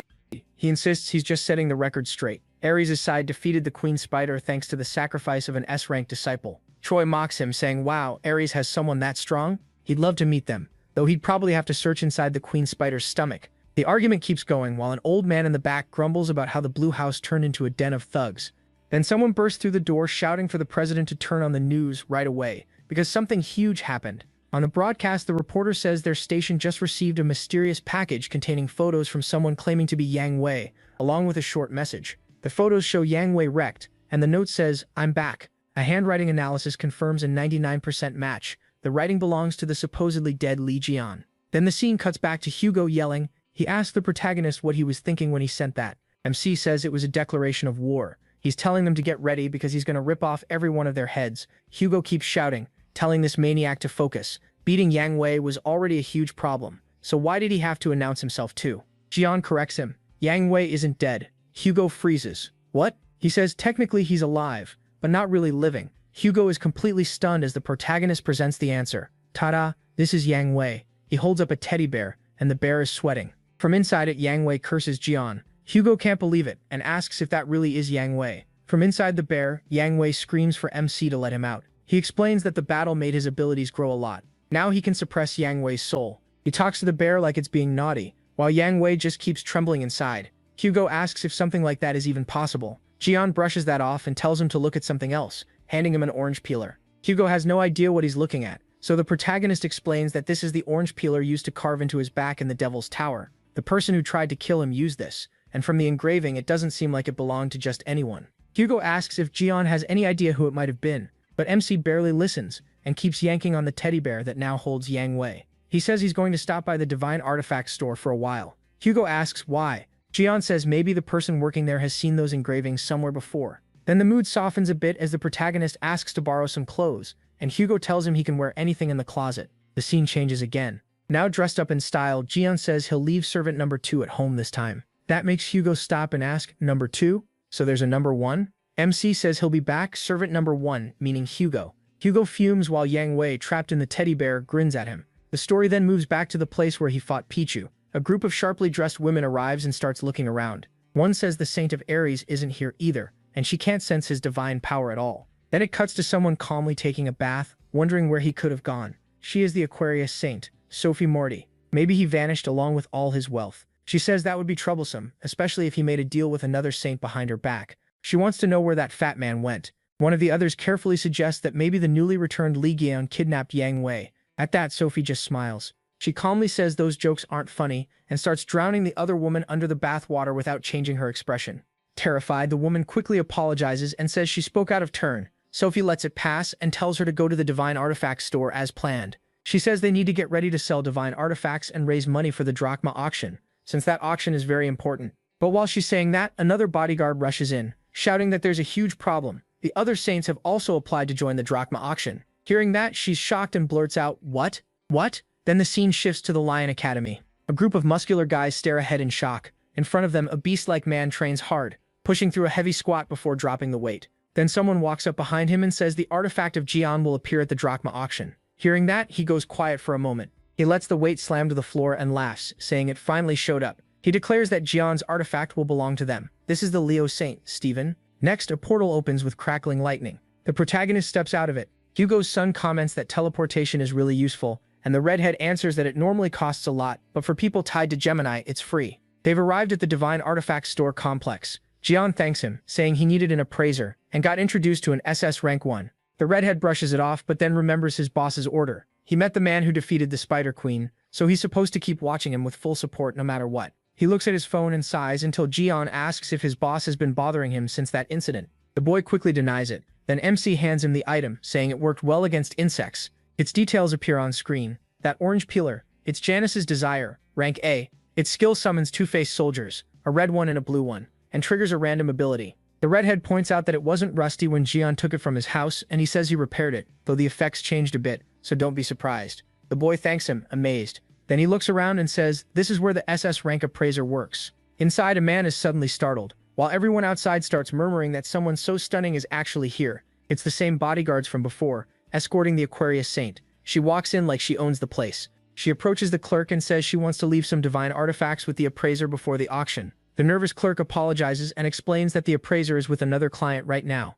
That annoys her. How dare he help someone else while she's here? Still, she keeps a sweet smile and says she'll wait nearby. Even so, she keeps wondering who's inside. And inside, of course, it's Jian. He looks around at the expensive items and says an SS rank really runs this place. Then the appraiser asks Sungjai who made this item, and the protagonist answers from the side that he did. The man is stunned and asks if MC has some connection to MC. He's the Virgo affiliate and an SS rank appraiser. The redhead introduces him as someone claiming to be him. But the appraiser thinks he's joking and tells Sungjai they're having a serious talk. He turns back and demands to know the protagonist's relationship to the protagonist. The protagonist just goes, "What do you mean?" The appraiser explains that most people only know MC for his fighting, but he was also a legendary maker.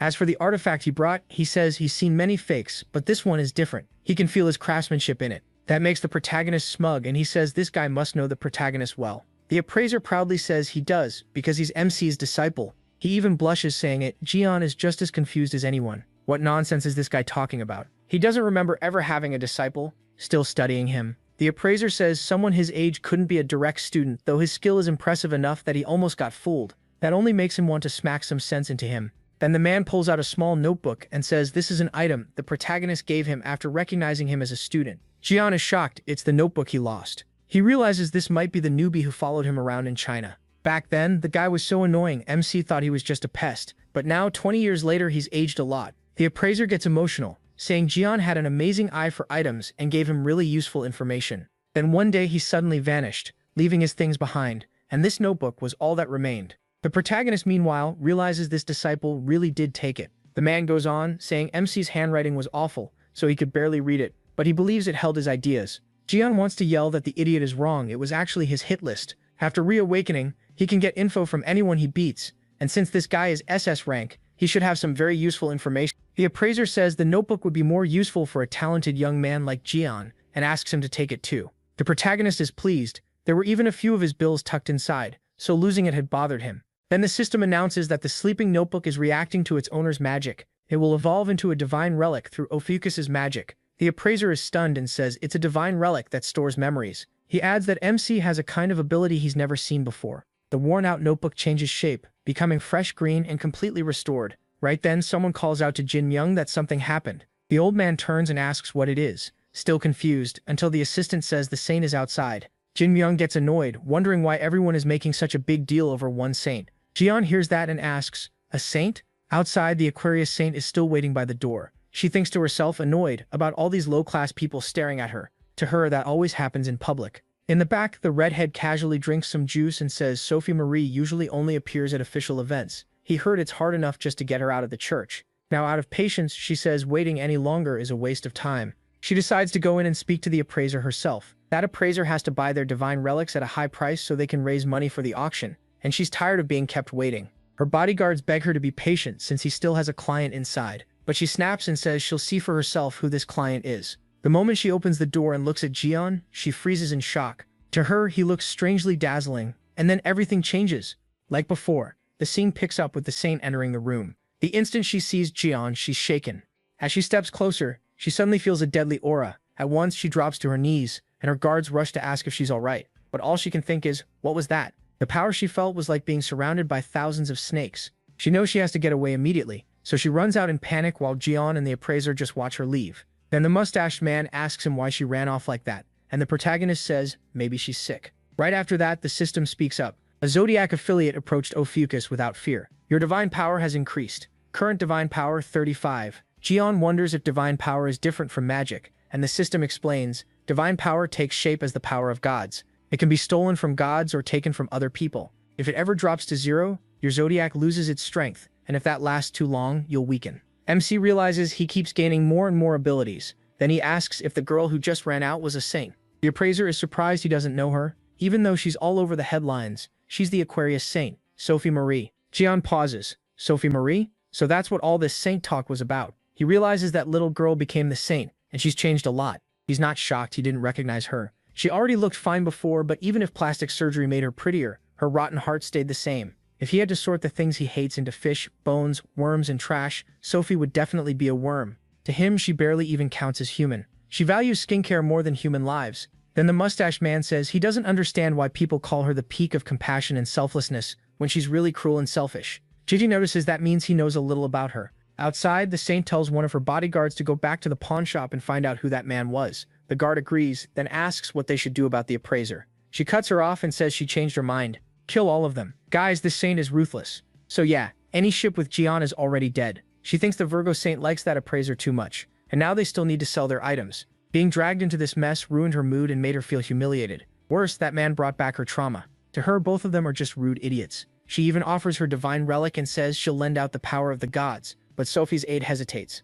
Using that kind of power in a neutral district is dangerous. Sophie cuts her off and asks if she's refusing an order. Then the story moves to the relic shopping district in the central zone. Walking through the area is Hugo's red-haired son, casually drinking juice and minding his own business. Then he suddenly stops. What is this? Why is there water on the ground when it isn't even raining? The water feels weak, but it still carries magic. Then he realizes something is wrong. A hand starts rising out of the water, and a clone made of water begins taking his shape. He's completely stunned, trying to understand what's happening. Looking around, he sees other people panicking as more water doubles appear. Above them, the saint watches the whole thing and calls it mirror duplicate. These copies are only ranker-level Templars, but even weak ants can bring down an elephant if enough of them attack together. Someone shouts at the guard, asking why she's using a combat skill in a neutral zone. He tells her to cancel it right away. She brushes him off. This came straight from the saint. According to her, it's the will of the gods. She activates a relic, and a huge light fills the area as Sungjae tries to stop her, but he's too late. She unleashes the water chalice called Oblivion. Water spheres begin surrounding everyone, while even more clones appear behind her. Satisfied, she says she'll handle the man inside the appraiser's building herself. The others are ordered to capture every relic appraiser, and the water clones rush off. Sungjae realizes he has to get out fast. If he stays, he'll lose consciousness no matter what. The scene cuts back to Jian. He quietly watches water drip down from the roof, and the mustached appraiser says something bad must be happening outside. A wave of water magic suddenly wraps around him, and someone appears right behind Jian. She warns him not to move. It's nothing personal, but the saint is upset with him, so he better stay still. If he wants to avoid bloodshed, he should cooperate. The saint ordered both men killed, but if he apologizes for disrespecting her and buys their relic for a high price, she might go easy on him.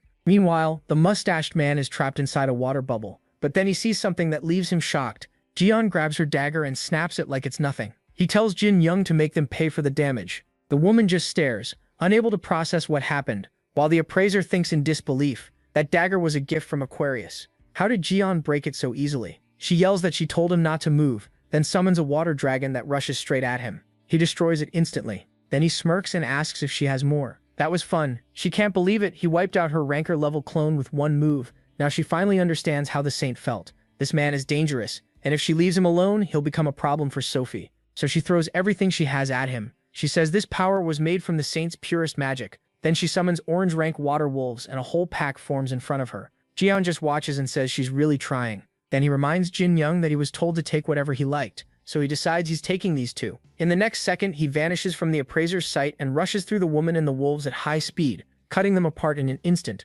He's impressed by the dagger, saying it slices through them like butter. The material must be above ranker level. He only came to appraise his items, but ended up finding something much better. After destroying all the wolves, the system announces that he received data from a mirror duplicate fragment. Message after message appears in front of Jian, and he just calls it beautiful. The woman can only stare in disbelief. Every summon from the saint was crushed with ease. There's no way. This can't be the end, right? She realizes he's far above her level. If she attacks again, she'll definitely lose. So she turns around and runs. Jian just smiles at her retreat, and even the mustached appraiser is left amazed. Right then, the red-haired boy rushes in, asking if the protagonist is okay and saying he was just attacked too. But when he sees all the defeated wolves, he can't figure out what happened there. Then he notices the magic and realizes those were the saint's summons. Jian says if she keeps sending things like this, she's basically asking him to use them as materials. Still, he tells Sungjae they need to leave before the next attack comes. But the mustache man stops them for a moment. He says that 20 years ago he followed MC everywhere and studied his creations. He clearly remembers how Jian used to collect materials from enemies after battles. That wild fighting style and that demonic presence. Could this really be him? The protagonist simply raises a finger telling him to stay quiet, and the old man gets the message at once. Then MC walks away saying he'll come back for those materials, so keep them safe. He has questions too. The appraiser thanks him and asks him to come again, then watches Jian leave in style. Next he talks with Sungjae, who asks why the saint is targeting him. Did the protagonist do something to make her his enemy? MC tells him to wait. He's about to show him something fun. The scene shifts and now they're inside a snack shop. There are cupcakes, cakes, and sweets everywhere, while Jian happily stuffs himself with food. He asks Sungjae if the ice cream is good and tells him to eat as much as he wants. Sungjae agrees but points out that this place is expensive. Then he remembers that when the woman ran away, she dropped one of her items on the floor. He says it's fine after checking out this little thing, it should help a lot. It's a badge, and it can work like a credit card while also storing abilities. Looking closer though, it seems to be an Aquarius badge. If it really works as a payment card, that could cause trouble later. Even so, Jian keeps eating like there's no tomorrow. He asks Sungjae if he likes the ice cream too, but the poor guy freezes when he hears a voice. Turning around, he blurts out, "Captain Choi Sunggyuk." Choi asks if they mind if he joins them. Jian looks at him and realizes this is Sungjae's boss, the jerk who was talking trash about him. Choi introduces himself as the divine captain of Gemini, Choi Sunggyuk. Then he politely says Sungjae mentioned someone earlier, and the protagonist confirms it was him. Choi explains that he heard Sungjae met an acquaintance who defeated the Spider Queen, something even Yang couldn't do before. Jian asks what that has to do with him. Choi says recruiting outstanding talent is part of his job as a divine captain. MC immediately asks if he's trying to recruit him, maybe even bribe him. Choi reveals that one of his 8 divine relics will be auctioned soon. There's no rush, so they can talk while he oversees the auction. The moment Jian hears that, he puts down his spoon. They're auctioning off his stuff? Then there's no time to waste. He says he's going too and asks where the auction house is. Sungjae gently tells him to wipe the ice cream off his mouth first. Choi smiles, reaches out to Jian, and says that since this is one of the protagonist's famous relics, it will be auctioned in a proper place. The biggest auction house in the world, floating 16,000 feet in the sky. Its name is Drachma, the city fortress. It's a massive zone surrounded by floating islands, centered around a giant tower. Then the scene changes to the saint, shaking in fear in her chair while someone nearby speaks up. He tells her that if she's just going to sit there trembling, she should leave. She's ruining the taste of his drink. She insults him in her head as a rude brute with no manners, but decides to put up with him for now. This is the man who rose above even Jian, so staying near him feels safest. He is the Leo Saint, Stephen Marker. Stephen says the weapon of MC's being auctioned today belongs to him, so she shouldn't even think about bidding on it. When she asks where he's going, he tells her it's none of her business, and to stay put. He leaves and she glares at his back in frustration. Still, she tries to calm herself. This is Drachma. No matter who that man is, there's no way he could come here. And then she sees Hugo. Someone welcomes the valuable guest right on time. Hugo scratches his head and wonders where he could have gone. He figured he might come here since this place is full of expensive divine relics. At that exact moment, the saint appears behind him with a creepy smile. She looks straight out of a horror movie and greets him like an old friend, asking how he's been. She calls out to Hugo Otters, and he recognizes her, Sophie. Hugo says it's been hard to see her lately and jokes that even she couldn't beat time forever. She used to be one of the prettiest saints, but now she's changed a lot. Or maybe it's because, unlike us, you barely have any disciples. Hugo just stands there, then snaps at her to get lost. He wants nothing to do with her. She mocks him, asking if he's going to ignore her and run off again. If he does, she warns he might lose his children too, just like he lost his wife. Hugo's expression turns cold, but she keeps talking. She says his wife still isn't dead, right? But that could change at any moment. What can he even do while his family falls apart? All because their leader is useless. That's when Hugo finally snaps. A huge blast erupts, and he glares straight at her. He warns her again to leave, but she stays calm like nothing happened. She tells him to settle down, and she blocks Hugo's attack with one hand. She reminds him he of all people should know what it means to be a demi-saint. Then water magic starts forming around her when someone suddenly yells, "Hey, you pest!" She turns toward the voice and Jian flicks her right on the forehead. The hit shocks her so badly she blacks out. She drops to the floor and Hugo quickly turns to the protagonist. He calls out in surprise, asking what Jian is doing here. MC says he was worried Hugo would get dragged into another mess. Hugo jokes that he must really care about him, but he tells him to quit messing around. Then he asks why this woman keeps showing up everywhere he goes. The saint is lying there unconscious, foam at her mouth, while the protagonist wonders if she actually likes him. Hugo just stares, thinking this guy has issues. Then the story shifts to the saint's thoughts. She thinks about Ligam, the 13th saint, the one everyone called the strongest. Trembling, she admits she always hated Ligam. No, she feared him. His scarred face, his violent nature that crushed anyone in his way, and those cold eyes that always looked down on her. Her memory goes back 20 years. People were screaming that Ligam had arrived and trying to stop him.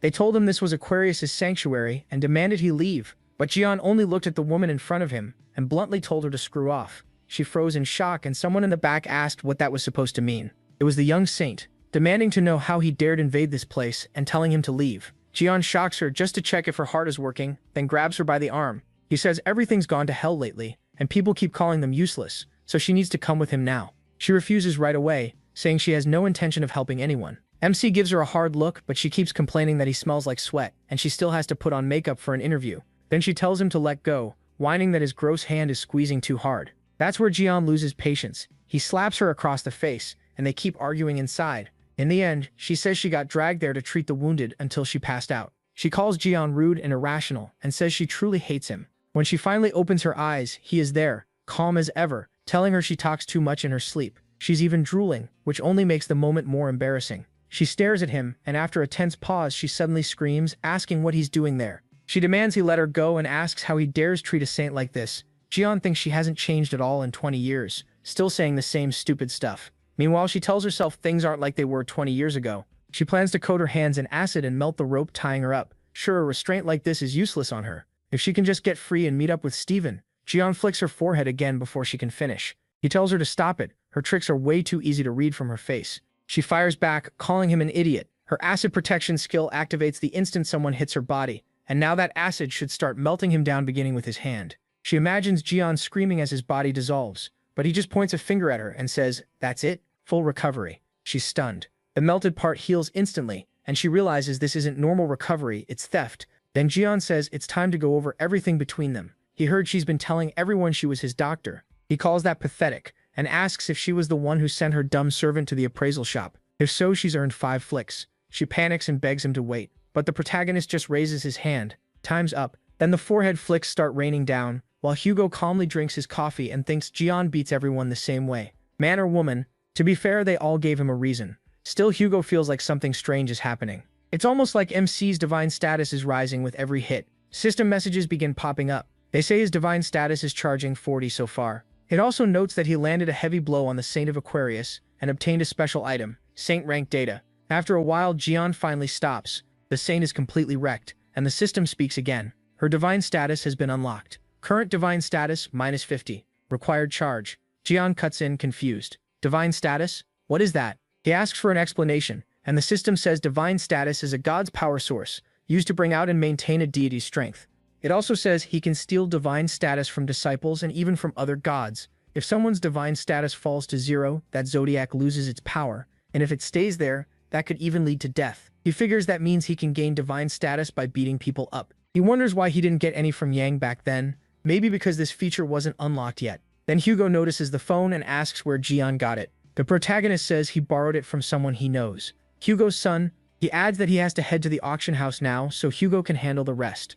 As for her, MC says to toss her into any trash can. Hugo is left stunned while Jian casually walks off. He says he'll get in touch after the auction ends. Hugo calls after him asking what he's supposed to do with her. A little later, the door opens. Hugo assumes he came back and asks if he forgot something, but when he looks up, he realizes it isn't him. It's Steven. Steven takes in the whole scene, seeing the Saint tied up while Hugo stares back at him. He asks Hugo what he's doing here. It's been a long time, he says, but this clearly isn't a moment for friendly greetings. Hugo asks why Steven is at the auction, and Steven explains that the Saint of Aquarius formed an alliance with him, even as he looks at her beaten-up state in that chair. Then he asks again why Hugo is here. Hugo answers that he has business at the auction house, and that's none of Steven's concern. Steven asks if Hugo is also after the divine relics of Ligum being sold there. That catches Hugo off guard, and he asks if Ligum's relics are really in this auction house. Steven is surprised he didn't know. Then he sneers that they'll cost more than Hugo could ever afford, so knowing doesn't really matter. Hugo smiles and calls him out. He says Steven has always collected relics made by Ligum,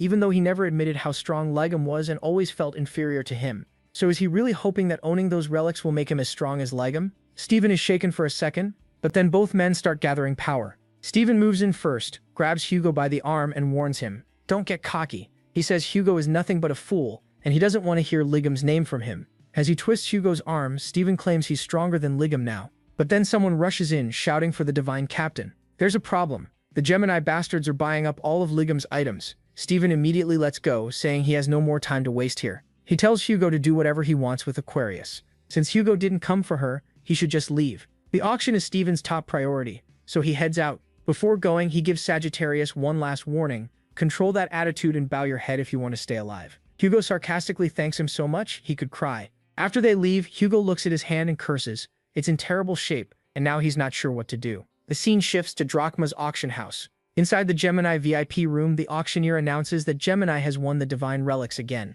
With that, the first session of the auction is over. The second session will begin soon after the break. Hugo celebrates, saying it's his again.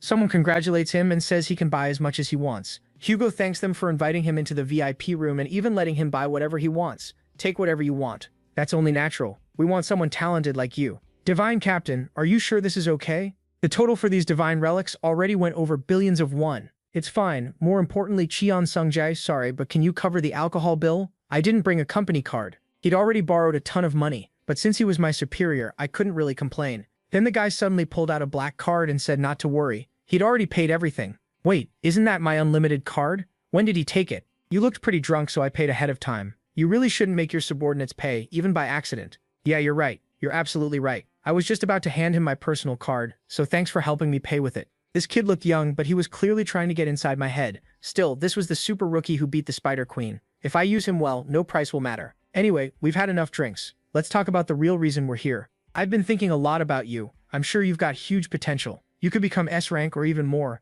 especially if you receive the blessings of our Saint of Ares. But our protagonist notices something first. That purple mist. Dominating mist.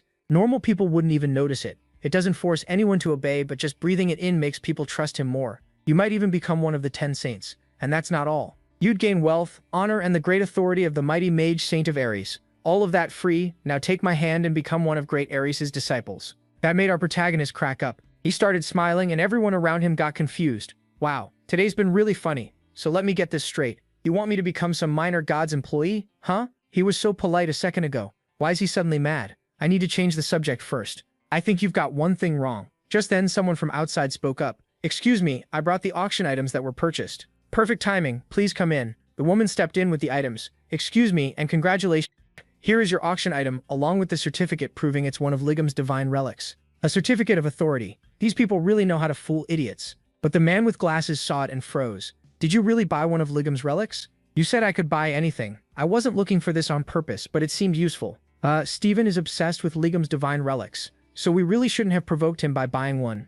I'm sorry, but this relic already has another owner, so we'd like to refund the money. Right then, the door exploded open in a burst of lightning. Everyone turned at once, furious. Steven demanded, "Who was it? Who dared to touch what belongs to me?" "Oh, Steven. He's the one I told you about, the guy who wanted my relic." "Mr. Steven, I'm very sorry. Please forgive us. The newcomer made a mistake, he just didn't know better. I'll return it to you right away." "Fine. Then all he has to do is admit it and hand it back."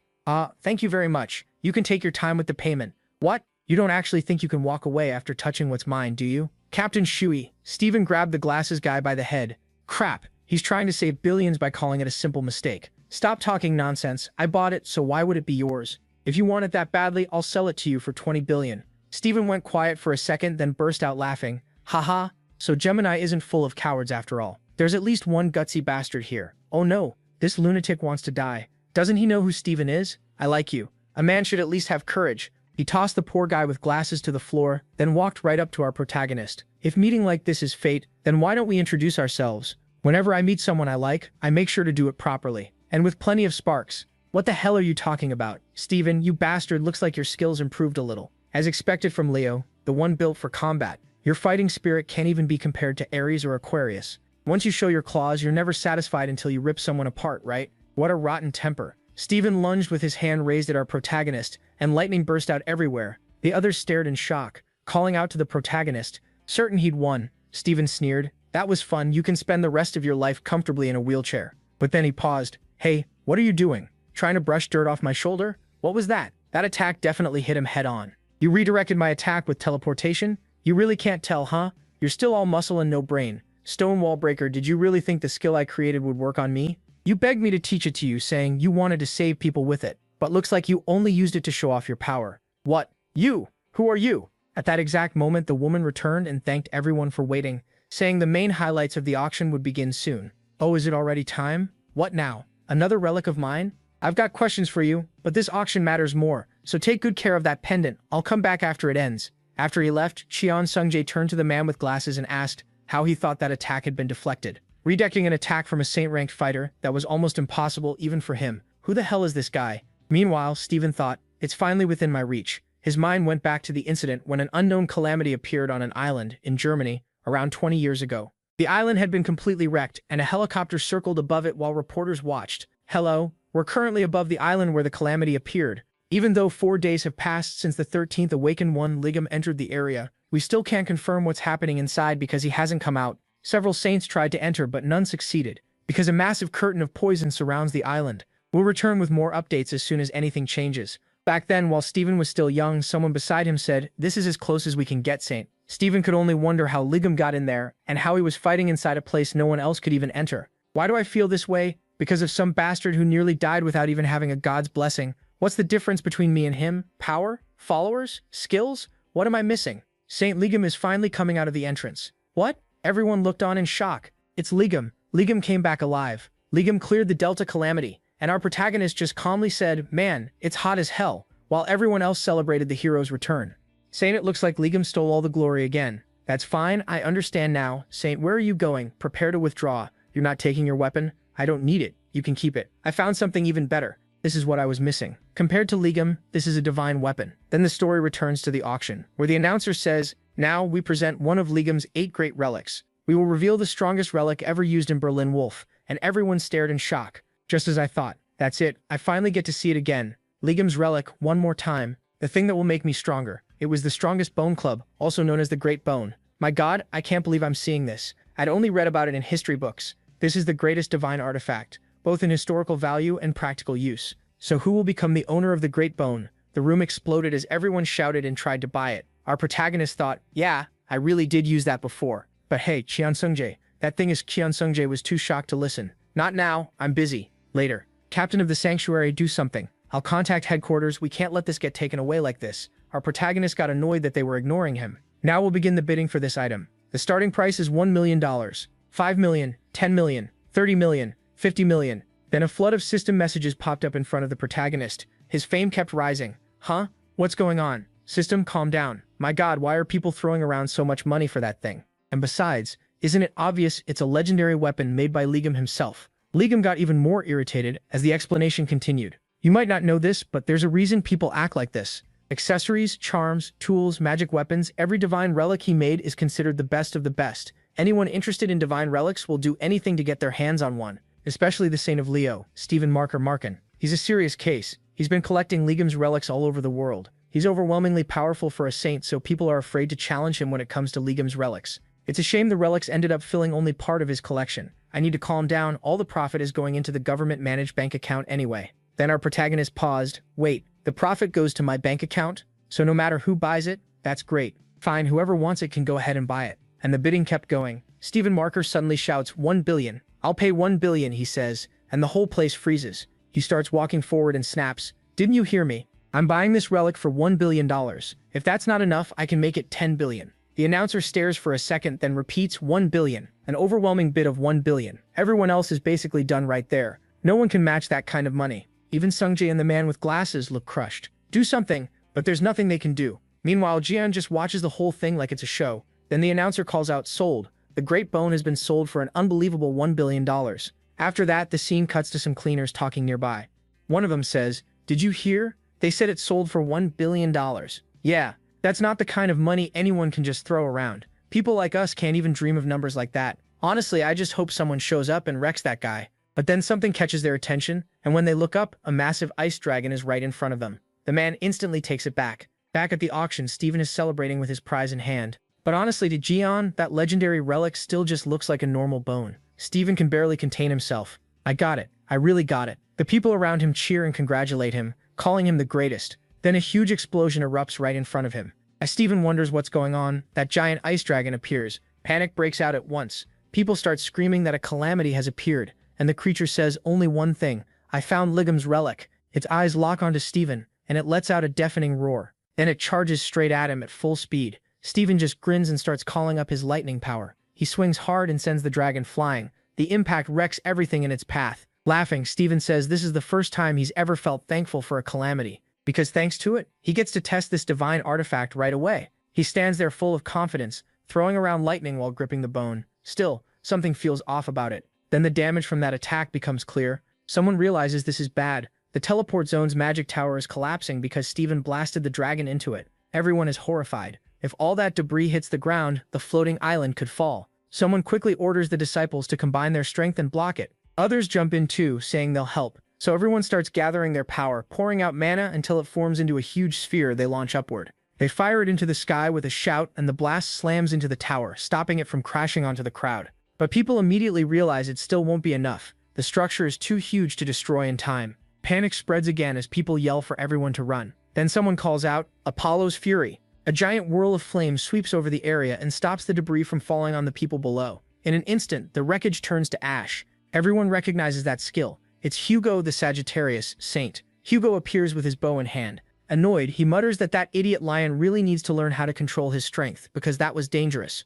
People thank Hugo, but then something else catches his eye. He looks to the side and sees another huge monster staring at him. This one looks like a dog mixed with a dinosaur, and it's already preparing to attack. Hugo realizes there's another one. The creature keeps staring at him, and then fleshy tentacles shoot out toward the people nearby. The tentacles latch onto them, and the victims start screaming for help. Furious, Hugo curses it. He pulls back his bow to strike, but a roar suddenly sounds behind him, and he turns at once. It's the blue dragon Steven hit earlier, coming in with its jaws wide open. Hugo realizes too late it's about to take him down. Right then, just like the last chapter teased, the chaos reaches its peak. The monster had come up from behind Hugo, and when he turned, its mouth was already closing in. Everything looked over, until Jian rushes in and slams the monster away. Hugo jumps in shock and yells out to him, "Hey, pay attention." The protagonist sends the monster flying, and Hugo thanks him, saying he just got saved. Jian fires back that Hugo should be the combat saint, so why does he have to save him? He even asks how Hugo can be weaker than a production saint like him. MC says he gets nervous every time he leaves Hugo alone. That leaves Hugo looking completely depressed, and the two start bickering like usual. Then something grabs their attention again.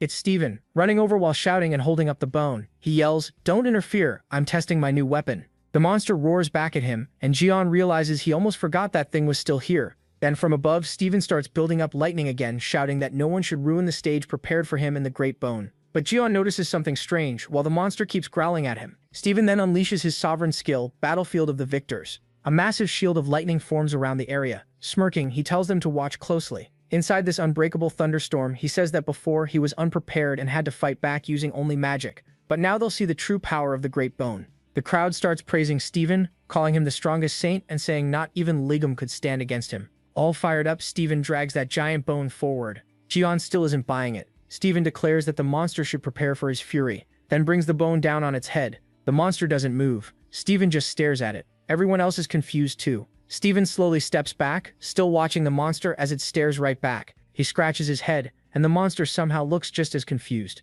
Then Steven gets mad, winds up again, and starts hammering it with hit after hit. The monster finally loses patience and punches him in the face, sending him flying. As he tumbles back, Steven can't understand it. Those attacks should have landed, so why isn't Ligum's weapon working? The scene shifts to Jian, who's touching the lightning barrier that trapped them inside. He swears that once they get out, he won't go easy on that stupid lion. Using his own sovereign skill like this was unbelievably dumb. Still, Jian decides that first things first, they need to deal with the enemies in front of them. Then we see all the people possessed by the monster. They look like a pack of zombies, and Hugo remembers something. These people aren't actually part of the calamity. They were just caught by its ability, and since they're standing in front of it, it's probably using them as hostages. That means they can't attack carelessly. The possessed people beg for help as they stagger toward them, but Jian says maybe they have no choice except to aim for the head. Hugo panics and asks what he's even talking about. He admits he doesn't really have a plan. He just wants to rip those things off them. Hugo begs him to wait, but one of the monsters lunges at Jian with its mouth wide open. The protagonist grabs it by the head, gives it a cold look and says now. Then he tears the monster's ability right off like it's nothing. Hugo is left staring in shock while the others keep looking on. Jian just grins and says it's simple. The victim collapses, but now he's free of the monster's control. Hugo asks if the guy is okay. MC says he probably is. He's just unconscious. Hugo still can't believe what he saw, and asks how Jian did that. He says it was just brute force. Hugo answers that he can't do that because he's not absurdly strong like him. The protagonist shrugs and says he'll take care of all of them anyway. He adds that he never expected much from a weakling like Hugo. That only makes Hugo even madder. Still, Hugo says they can't just charge in blindly, so he'll cover MC. The two start powering up. Hugo with flames, Jian with black lightning. He asks Ifuro if he still remembers how to do this. Ifuro answers with a confident smile. The protagonist tells him to keep up. Hugo summons his firebow, and Jian says instead of standing around, they should finish this now. The monster and the possessed people all turn toward MC. He gets ready and bursts forward at high speed, striking right through the middle of them. His lightning spreads out, hitting every possessed person and destroying the monster's control over them. The creature stares at Jian in shock, then fires a bunch of slime shots at him. He dodges them all with ease, but then notices the monster wasn't just aiming at him, it was targeting the civilians he had just saved.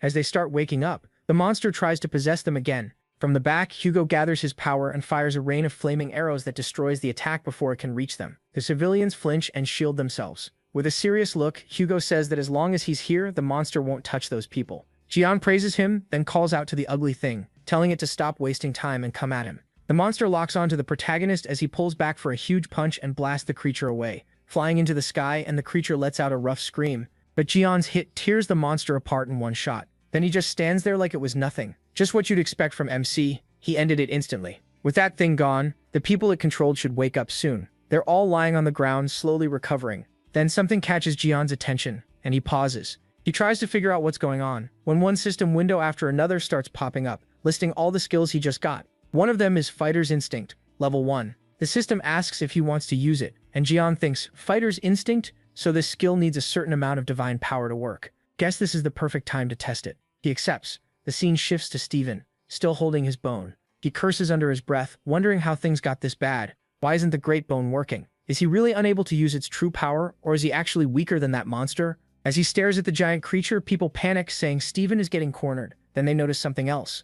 Jian's energy starts spreading through the whole area, and with his bare hands he rips open the skill Steven had used. Steven can't believe it. His sovereign skill was broken. Feeling real danger now, the monster decides it needs to grab the divine relic first, then kill Jian. The moment it lunges in to bite him, he snaps, "Shut up." Then he slams it down, sending it crashing so hard everyone has to brace against the shockwave. Steven gets thrown back while Jian just stands there calmly, one hand in his pocket. The monster is smashed into the ground, and it can't understand how a human could be this strong. It even asks if the protagonist is really human. Jian fires back. "What the hell are you talking about, idiot?" Then he stomps down again and wrecks everything around him. Steven watches in disbelief, muttering that there was only ever one person with this kind of destructive power. He is. Before he can finish, Jian looks at him with a creepy smile and says it's good to see him again. He calls him a damn lion and says he's been having fun dragging MC's name through the dirt. Steven is already on the ground shaking. He stammers that it can't be possible, then swings at Jian, but he freezes, because he catches the great bone like it's nothing.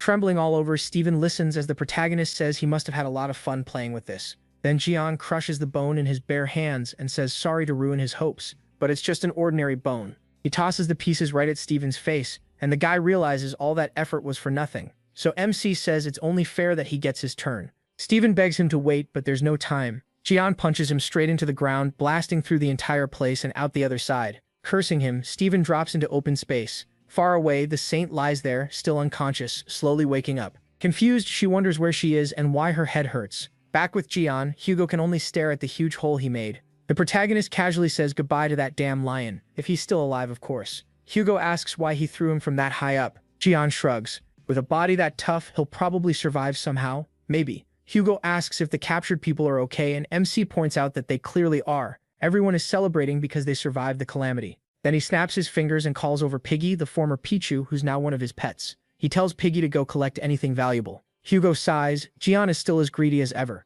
The pet starts sucking up treasures while the two talk like nothing happened. Hugo asks about the person who lent the protagonist a phone. MC says he thinks the guy's name was Sungjai. That answer hits Hugo hard. Jian adds that it was probably Sungjai, someone tied to Gemini, and still young too, but the kid seemed really sharp, so he thinks he's worth keeping close. Hugo starts shaking because the protagonist is talking about the very son he never wanted near him. In his head, he's screaming that Sungjai really went and got involved with this walking disaster. He tries to remember the boy's face, thinking about how careful he'd been to keep Jian away from his kids. Those two absolutely idolize MC, and if they learn he's alive, his family is doomed. He mentions Sungjai was with a Gemini bishop who can use teleportation magic, so if he calls them, they'll probably all show up at once. That makes Hugo panic, and he quickly says they need to leave right now. Jian asks why, so Hugo tries to make up an excuse, saying the protagonist must be tired and shouldn't bother with Gemini. MC pauses at that. Then he remembers all the trouble he caused with Sungjai before and admits Hugo might be right. Maybe they really don't like him. Sorry, Sungjai.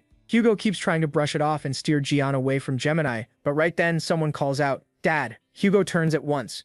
That voice, and then comes the question. Are they talking about Jian? At that moment, Sungjai appears behind them, leaving Hugo stunned. Hugo blurts out Sungjai's name, shocked that he's already here. Sungjai tells his father to tell the truth, while Hugo fumbles for words. But before they can sort it out, the monster starts mumbling Jian's name and fires off another wave of slime attacks. They head straight for him, but just before they hit, Lime appears out of nowhere and sucks up the entire monster until nothing is left. The system announces, Divine Relic, Omnipresent Mud Dumpling. Poison resistance acquired. The skill range of body of 100 poisons has expanded. When creating a divine artifact, poison resistance will now be added as a basic effect. Jian just stares at Lime eating the monster, then suddenly starts yelling in anger. He can't believe the glutton tried to eat trash like that off the ground. Telling it to spit it out right now, he grabs poor Lime and starts shaking it, while Hugo watches and thinks, that thing came out of the bone calamity. This could have turned really dangerous. Sungjai asks if that slime could be the one from the stories, and Hugo realizes he's right. He saw it in a book. It was Jian's artifact. The amazing skill the protagonist showed earlier, that raw magical power, the one person his shut-in father was friends with, and now that slime Jian is holding. Sungjai starts wondering if this really is MC, getting more emotional by the second. Meanwhile, Hugo just keeps taking mental arrows, looking totally crushed, while Sungjai's eyes shine with excitement. He's still annoyed, keeps tugging on Lime. Then the scene shifts to the United States, at the Lion Temple headquarters. Inside a meeting room with Lion's top executives, everyone is arguing because they still haven't found the Lion Saint. Since Gemini is famous for tracking people, someone says they should pay whatever it takes to make them find him. This is Oliver, Lion's bishop, the same man who was staring down Dioclus a few episodes back. Someone asks if Gemini would even help after the mess he caused before. Oliver grumbles that he was only trying to look cool since it was his first big appearance. The discussion keeps going until one of them cautiously asks if the one who beat their leader could really have been Jian. Oliver brushes it off, saying that even if it was the protagonist, he was beaten once before. Besides, among all the saints, theirs is the strongest. Then suddenly, a phone starts ringing in the background with a song mocking the lions and praising Jian instead.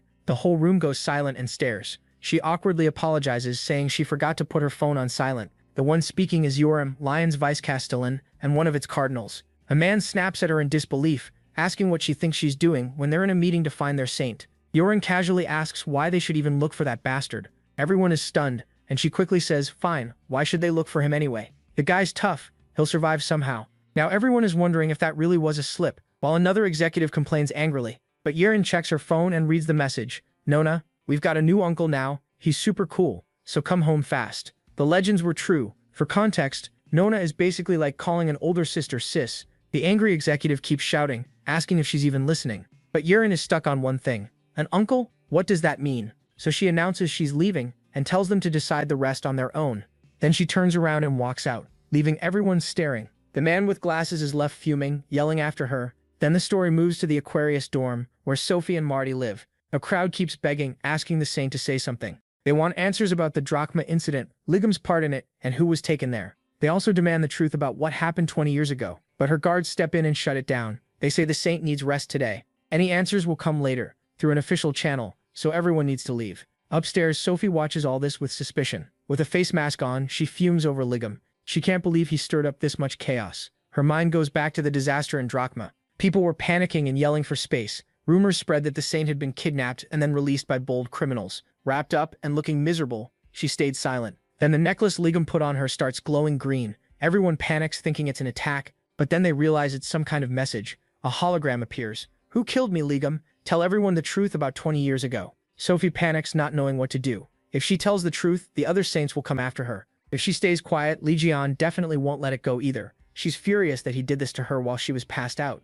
Worse, she can't even take the necklace off. Screaming in frustration, she swears he'll pay for this. In her mind, all of it is Li Jian's fault. Meanwhile, far away, our guy's completely relaxed. With Kafrino stretching out on his legs, he takes it easy. He casually says maybe he should do some farming today. Then we cut to someone watching the news. The reporter says Sophie Marty still hasn't come out of her sacred dorm, and she hasn't made any statement at all. Out of everything that happened after Drachma, this may end up causing the biggest fallout. But Li Jian thinks that still won't be enough. Then the scene shifts to Hugo's house, the Saint of Sagittarius. A shot lands right in the center. 10 points. The one who fired it was Hugo. Using his new bow, he waits for Li Jian's opinion. Asked what he thinks, Hugo says it's perfect. To him it's way better than the one that old goat made before. Li, the 1100th, instantly gets annoyed by the comparison. Then he destroys the arrow that just hit the target. Smirking, he calls that a real 10 points. Hugo stares and asks if he really had to shoot like that. Even blindfolded, Li Jian hit Hugo's arrow exactly. He says shooting arrows is fun too. Hugo complains that he did it on purpose and didn't need to aim at his shot.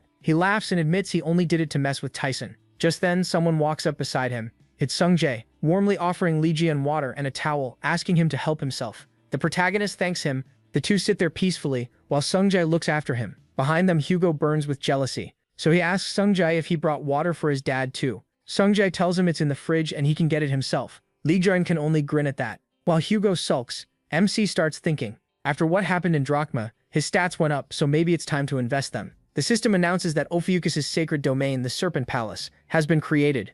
Since the domain is still low level, the space is small. The sacred domain is where the Constellation Master lives. It's also a private territory where that master can store and use power. Now Li Jian can control his own domain. He can even teleport the low-class avatar Kafrino into it. The system adds that human avatars can strengthen the domain further. That part catches his attention. Then Sung Jae reminds him it's almost time to leave, saying he has things to handle too and they should go together. Li Jian realizes he lost track of time. Hugo asks if he has a meeting, and he says yes. He's got a lot of people to meet today. Sometime later, Divine Captain Choi asks if Li the protagonist is finally going to join Gemini. Li Jian keeps eating fried chicken and asks if this guy ever gets tired of asking.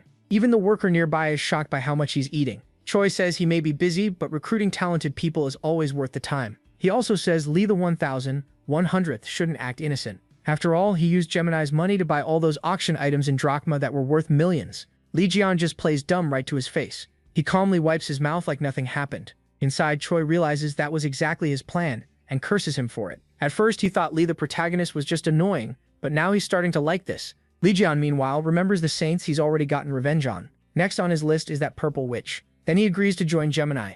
Choi quickly says they should set an official date, but Lee the 1,100th has one condition. He wants the badge Choi is wearing. The others get angry right away, saying the saint herself gave that to him. Lee Jian tells them to stay out of it. The adults are talking. He points out that the badge is needed to use Gemini's privileges. They can promise support later if they want, but he only trusts promises when he's holding something real. Surely they can invest at least that much in someone talented. Choi doesn't know how to answer, and the others keep telling him not to accept. Lee Jian tells them to decide fast, since he has another meeting after this. Then he checks his chat with Sungjae. The scene switches to Sungjae reading the message he just sent. The protagonist says he'll be a little late, and Sungjae answers that he can take all the time he needs. The protagonist says okay. While calmly using his phone, Sungjae thinks to himself that Nona will be shocked when she finds out Lee Jian is his uncle. He's excited to see her reaction for the first time in ages. He also plans to ask for an autograph on the dagger MC prepared for him. But suddenly someone grabs it away, warning that playing with something like that is dangerous. The man says he'll be confiscating it. Sungjae protests and demands to know what he means.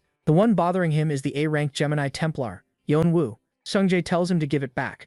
Yeon-woo talks down to him, asking if that's how he speaks to a superior. He says they like coming to this cafe too. Sungjae is fed up with him. He curses his luck and wishes he had gone somewhere else. He wants to hit him but holds back because this guy is Libra's son. That's why he acts so important. Then a system window pops up. The relic Janice's desire reacts to its master being in danger. Random skill activated. Light starts pouring out of the dagger and the blonde guy freezes, confused. Then Lee Jian's head suddenly appears right in front of him and slams straight into his face. Everyone with him is left staring in shock, not understanding what they're seeing. The dagger has literally summoned Lee Jian into midair. The blonde guy crashes to the floor while Sungjae lights up, happy that he finally arrived. Lee the protagonist looks around in confusion and asks if that's really Sungjae and what he's doing here. Meanwhile, the other guy cries about his nose. Sungjae asks how he knew to show up right then. Lee Jian says he was just eating fried chicken at a restaurant when the one-time summoning skill he put in the dagger must have activated. That tells him enough, and he looks down at the blonde guy. So these punks threaten Sungjae.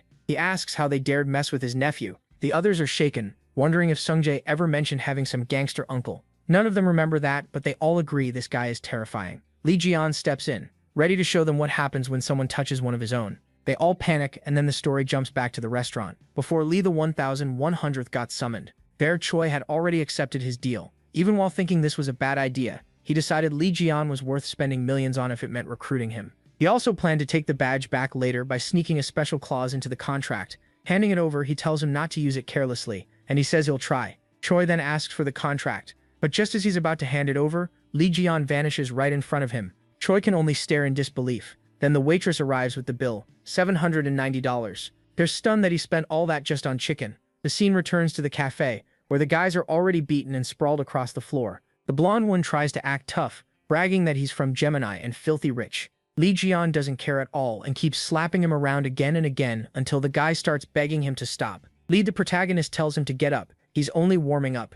The guy panics because his magic defense isn't working. Furious, he snaps back, calling Lee Jian an arrogant worm, bull of Phalaris. The monster calls out a giant summon behind him. MC just watches it without flinching. Everyone else panics and starts yelling for people to run. They know this place is about to turn into total chaos. Jian mocks him, saying this is what he gets for acting so tough. Then he sighs and calls the guy way too loud. He says he expected something amazing, but that power is useless, not even good enough to light charcoal. A system message pops up. He mastered the enemy's magic and got data from Bola Phalaris, rank Ses. The blonde guy is stunned and asks how that's possible. Was Jian a mage? He answers no, he's a blacksmith. After that, more system messages start showing up, one after another. The last one asks if he wants to use the data as a skill. Jian says he'll show him how that skill is really supposed to be used. He calls out, "Burning manly bull of Phalaris." A huge minotaur appears, and it tears through everything in its path. Sometime later, the blonde guy is smashed into a wall, completely wrecked. Jian warns him, if he messes with Cheon Sungjae again, he'll end up skewered. He tells Sungjae not to be scared of idiots like that because his uncle will protect him. Sungjae happily agrees. Right then, Chen Yoha finally arrives, asking where Chen Sungjae is. She looks at the destruction around her and wonders what happened, and if he's okay. But Sungjai rushes up excitedly and says she won't believe it. He points ahead and tells her to come see the hero who beat countless calamities and saved humanity over and over. The same legend from the videos they used to watch again and again as kids. We see little Sungjai and little Yoha watching Jan back then. Now she stares at him in disbelief and whispers, "Mr. the protagonist?" She even pinches herself to check if this is real. Glowing with excitement, she realizes it really is him. She can't believe how handsome he looks now. 20 years ago, he had all kinds of scars, and after spending 20 years in the Devil Tower, she thought he'd look even worse. But she tells herself that doesn't matter. What matters is the amazing hero he is. She's just so happy that Mr. Jane is okay. Sungjai points out she said all that out loud, and she gets embarrassed. MC simply smiles at her and says it's a pleasure to meet her too. She introduces herself as Chan Yoha and thanks him for helping Sungjai. He tells her she doesn't need to be so formal. Since she's Hugo's daughter, she's basically his niece too. Those words hit her hard and she gets emotional. She apologizes for asking this right after meeting him, but she has a favor to ask. Chan Yoha tells her not to be shy, wondering if she wants an autograph. She starts asking if, when he has time, he could. But right then, a lava monster rises behind him with a roar. Chanyo reacts to the shout, confused about what kind of favor this even is. But then he realizes the roar came from the monster behind them. Yoha instantly cuts its head off, while Sungjai hides behind the protagonist. She tells MC to give her a moment. She'll ask properly after she deals with these calamities. Then she dashes off at full speed. Sungjai says she only got like this because of Jaeon, so he asks, "What did your sister just say? She wants to ask for my hand? What is that supposed to mean?" The scene shifts outside, where an announcement warns that multiple calamities have appeared, and this is not a drill. Everyone needs to evacuate to safety. Calamities fill the sky while giant worm-like monsters tear through the city. People run in panic, but one monster is already full of holes like Swiss cheese. The one who did it is Yoha with her spear. More calamities rush toward her, but she pushes herself harder, saying she needs to be faster. She keeps cutting them down one after another. She wants to finish this even quicker so she can go talk to her uncle. Even then, more calamities keep roaring overhead. Seeing the destruction spread, she gets annoyed that they won't stop appearing, and decides to wipe them all out at once. She starts spinning her spear as she charges straight at them. Yoha shouts for them not to interrupt her proposal. Then she hurls her spear and it destroys every calamity in its path. She declares the name of the move, Lotus Fleisch. The attack leaves massive destruction behind. From a distance, Chanyo watches it all and thinks he followed her because he was worried, but that clearly wasn't needed. Her combat sense is even better than Hugo's. When Yuhai notices Jian, she gets distracted, and at that moment, a calamity appears right behind her. Just before it can grab her, he steps in and saves both her and Qian Sungjai. Blushing hard, she says it's amazing that he even avoided her last attack. She says there really are impressive humans out there. Then a fierce monster woman appears holding a whip. She says Jian will become her special pet. She's riding a giant mutant turtle-like beast. She asks the protagonist why everyone these days keeps playing with fire. Jian says he wasn't looking for trouble, but he does need materials to make more relics, so he'll use this chance. She declares he'll be her #1 fuel source and a fun human to train. MC realizes who they are, the unusual race, and says he needs to stop them now. Then he asks Yuhai why she's so distracted. He points out she was about to fight them alone again. He tells her to leave this to him and protect the civilians with Sungjai. He trusts them because they're both strong, so they should leave these two enemies to him. Yuhai smiles and agrees. Sungjai then starts summoning his giant construct, while Yuhai readies her spear again. Jian tells them they should have a little fun. Just then the monster woman lunges at him with her whip, screaming for more. She wants him to suffer even more.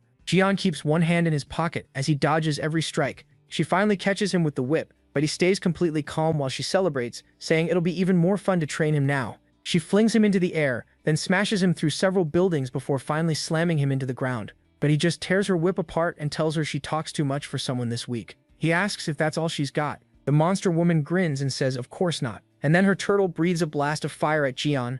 A huge explosion erupts. Meanwhile, Sungjai's giant summon shields people from the debris and tells them to evacuate quickly. Sungjai is proud that he managed to get everyone out. He tells Yuhai to evacuate the remaining civilians, and she agrees. But then she looks back at the explosion where Jian was. She knows he's strong, but he's fighting the illusion race, one of the most dangerous calamities, at least red class. Even the protagonist could have trouble with that, especially if he still has wounds or side effects from the Devil Tower. If that's true, she needs to help him. Sungjai reminds her, Jian told them to stay back, but she says she'll return soon and tells him to hide. The area is left completely wrecked by the attack, yet MC is still standing in the middle of it. The monster says she pushed too hard and didn't mean to turn him to ashes. Jian laughs and says now that's real fire. At least this much heat counts, unlike that pathetic flame from the Gemini blonde guy. This one will definitely work as his #1 fuel source. A system message appears, usable fire obtained for the creation workshop. The monster is shocked that he survived her hellfire attack. Jian says that now he has fire, there's no reason to hold back. He summons the Hammer of Creation.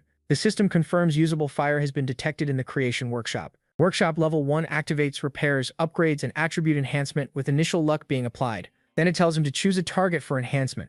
Jian says he's already picked the target. A green circle forms around him, and the monster woman watches from afar, confused. She decides not to let him finish, but right then Yoha appears behind her and activates a skill, Lightning Roar. A massive red bolt crashes down on the monster woman. But Yoha is shocked when it does absolutely nothing. The monster curses her and sends her flying far away. Yoha coughs up blood from the hit, and the monster orders her giant beast to finish the job. Just as the huge thing opens its jaws to swallow Yoha, something stops it and yanks it back. Yoha wonders what happened and sees Jian holding the beast by its tail. He asks where it thinks it's going because it's still supposed to play with him, then slams the giant creature into the ground. So it only looked like a turtle. It's actually a lizard. The beast crashes down with its mouth hanging open. Even the monster woman is stunned that Jian grabbed and threw the hell lizard with his bare hands. He warns her that if she touches Yoha again, he'll wipe out her whole race. She feels a terrifying pressure and starts to panic. It feels like his presence is swallowing her whole. She can't believe it. A mere human is overwhelming a proud member of the illusion race.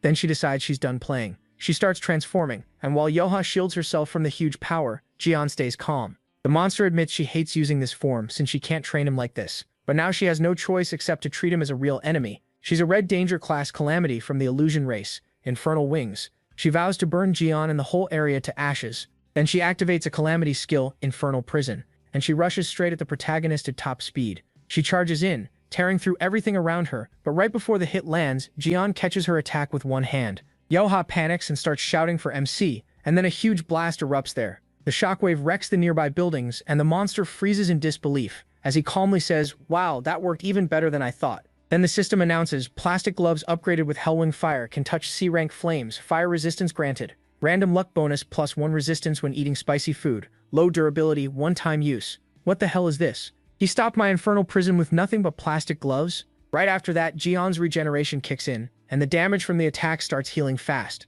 I'm making you pay for setting the whole city on fire. From now on, you're going to keep my creation workshop burning at all times. What kind of insult is this? Insult? What are you talking about? You're seriously looking down on the power of my plastic gloves. Do you even know how useful they are for eating spicy chicken? The system warns that the negative energy is too strong to turn Hellwings into a diabolic avatar. Purification is required. Purification? Oh, you mean this? Purifying punch. Jian starts throwing punch after punch, while her giant lizard just stares in shock behind him. After a while, the protagonist grumbles, "Why is it so hard to purify you?" Then the system replies, "Target fully defeated. Dead targets cannot be purified." Huh, she died that easily. What a pain. I guess I've got no choice. Since my fire source broke, I'll use you instead. The Calamity Infernal Lizard surrenders. Infernal Lizard has become a diabolic captive. The little lizard pops up and waves a white flag at Jian. Alright then, what should your name be? Option 1, Torch. Option 2, Gas Tank. Option 3, Lantern. Option 4, Charcoal. And Option 5, Lala Lizard. The poor thing just stands there, totally stunned. Every name is worse than the last. What kind of terrible naming sense is this? Then the system announces that it chose the name Torch. Uncle MC, is everything okay over there? Yuha checks on him, and MC asks if they're alright too. They say they're fine, but Yuha adds that there's something she wants to ask him. That makes him remember what she said earlier, that she would properly ask for his hand after they dealt with these calamities. Jian is stunned. Wait, she wants to ask for my hand? Before he can finish that thought, she cuts in and asks, "Uncle, you didn't really sacrifice yourself in the Devil's Tower, did you?" The protagonist blinks. Huh? What do you mean? Yufa says she's always wondered about it. Everyone called it a sacrifice for humanity, but something about the Red Eyes incident never made sense. When humanity was almost wiped out, how could Jian, the strongest saint, be the one who fell? There was no proof and no way to investigate, so she had to keep those doubts to herself. But after seeing how strong he still is today, she's sure of it now. Jian didn't sacrifice himself. He was trapped by someone else's evil plan. MC admits she's sharp, just like Tyson's daughter. He tells her that yes, that's exactly what happened.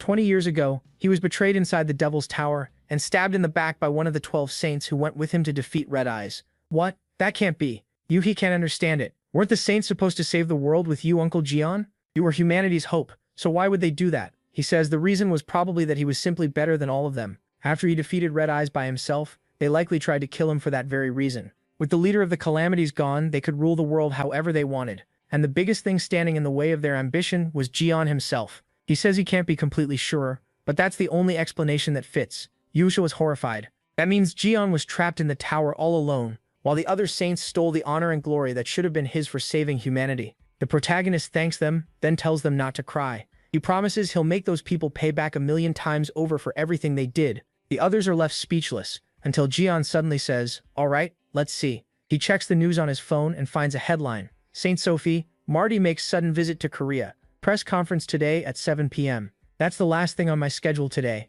The scene shifts to the conference venue, where the saint is already there in a very fancy hall. Reporters crowd around, taking pictures and recording, all waiting to hear what she has to say, while two people whisper nearby. One wonders what could be important enough for her to call this press conference. The other guesses it's probably about the strange message that appeared on her necklace in drachma. Or maybe it has something to do with the recent rumors that Jian survived. Either way, they're sure she's about to reveal something huge. Sophie tries to keep up a graceful pose, but inside, she's panicking. Oh God, I'm dead. Should I just forget this press conference and run? But with that relic hanging around her neck, she has no idea what it might do to her. It could even be a bomb.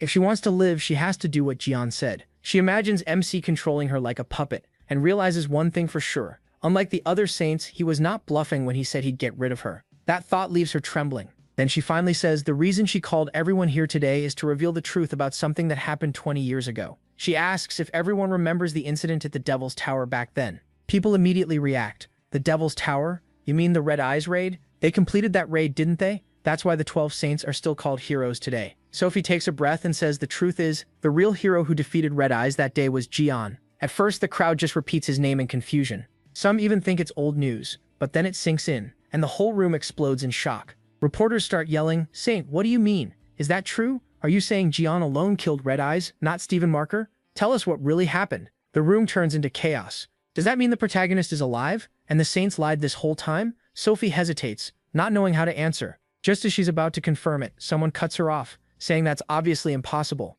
A sinister man appears behind her. She turns pale with fear. "You, Jin-Louis? It's cancer." Saint Jin-Louis Morin. He looks at her and mocks how pale she is. According to him, she clearly isn't in any condition to keep speaking. "Isn't that right, Sophie?" He keeps up the fake concern. "You really don't look well, saints. Seems like this conference can't go on, Sophie." She tries to answer, but he snaps at her to shut up. He demands to know what she thinks she's saying, with the microphone still on, and reminds her to know her place. All she had to do, he says, was keep pretending to be a saint like she always had. So what exactly is she complaining about enough to pull something like this? If she doesn't want everyone to see him rip her mouth apart, she'd better stay quiet. Then he switches off her microphone and turns to the press. He apologizes to the reporters and claims that Sophie is being blackmailed into giving false testimony. Still, he says not to worry. He'll keep her safe. After apologizing again to the media, he announces that the conference is over. The reporters protest at once. "Over? What about Jian?" At that moment, dark power starts pouring out of him toward the crowd as he says MC died in the demonic tower 20 years ago.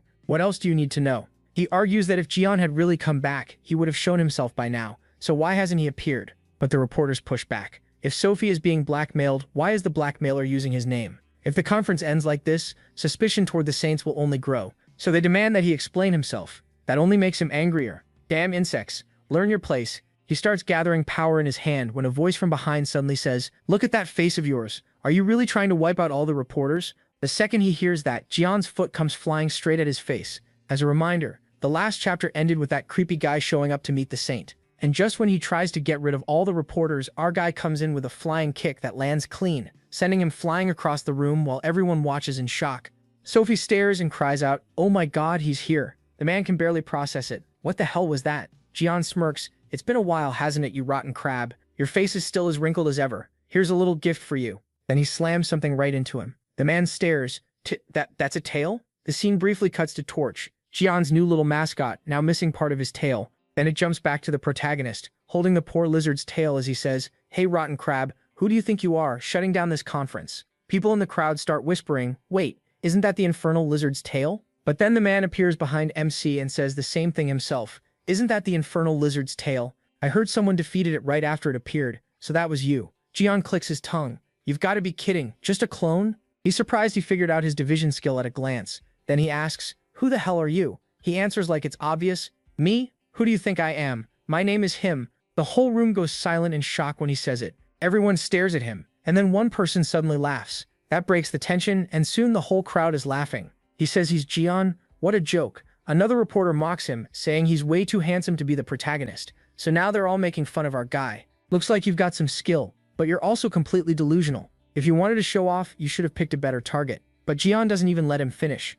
He swings the tail down hard and smashes the guy, sending him rolling across the floor while MC starts spinning the infernal lizard's tail in his hand. Seriously, do all of you need a beating to get it? What are you all staring at? Come at me. He lunges at the reporters and they run for their lives, screaming for someone to get him out of there. Sophie thinks this is her chance to escape. But right then Jian appears behind her, and she freezes up. Oh no, where do you think you're going, pest? You're going to finish your little speech. Tell them how you all escaped from Red Eye 20 years ago, and how you lived like kings after leaving me there to die. Go on, say it all. The guy snaps back, calling him a bastard. But before he can go on, the whole place starts shaking and the system warns them. A threatening energy from the darkest star is getting close. Black power starts covering the entire area and Jian begins to break apart. Everyone stares in shock, not knowing what's happening. My god, impossible. What have I done? It's not you, idiot. It's this whole mess. I can feel divine energy from a god. Then a huge dark figure appears behind Jane. It glares at Jian and says, so you really are the real one. Good. I don't know how you survived the Devil's Tower, but now that you're back, it's time for your welcome party. As he says that, he releases a crushing power straight at Jian.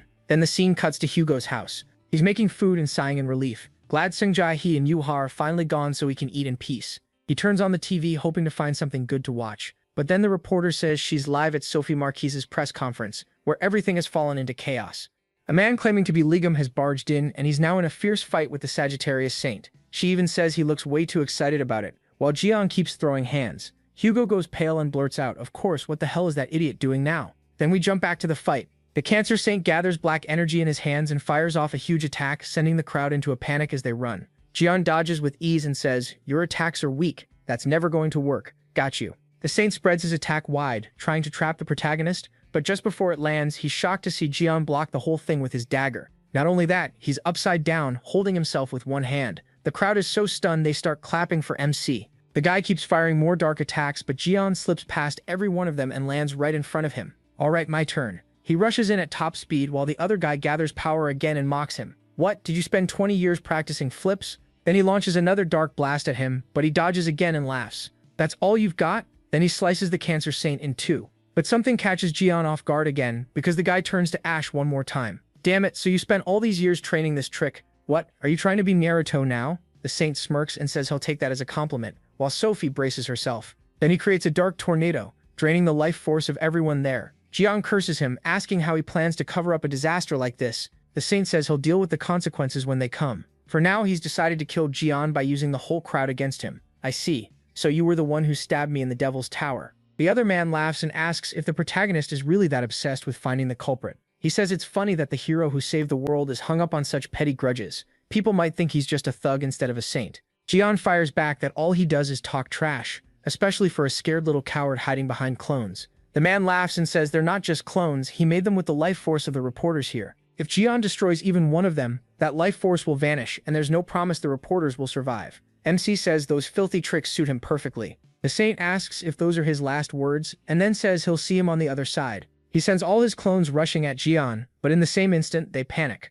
A tail? How did that get here? So that's one of the skills you got, huh, Drachma? Jian is already behind him and charges in fast, shouting, try this. He lands a direct hit on the Cancer Saint while the system explains, take this from me. You can summon a target of your choice to act as a shield for the Ophiuchus vessel. You can only summon something you touched recently. Up to 3 targets can be set, and they'll be moved based on the last one touched. What is this? The protagonist hits him again, and the man wonders how Jian knew he was the real one. 13th sense. You can detect your enemy's weak points.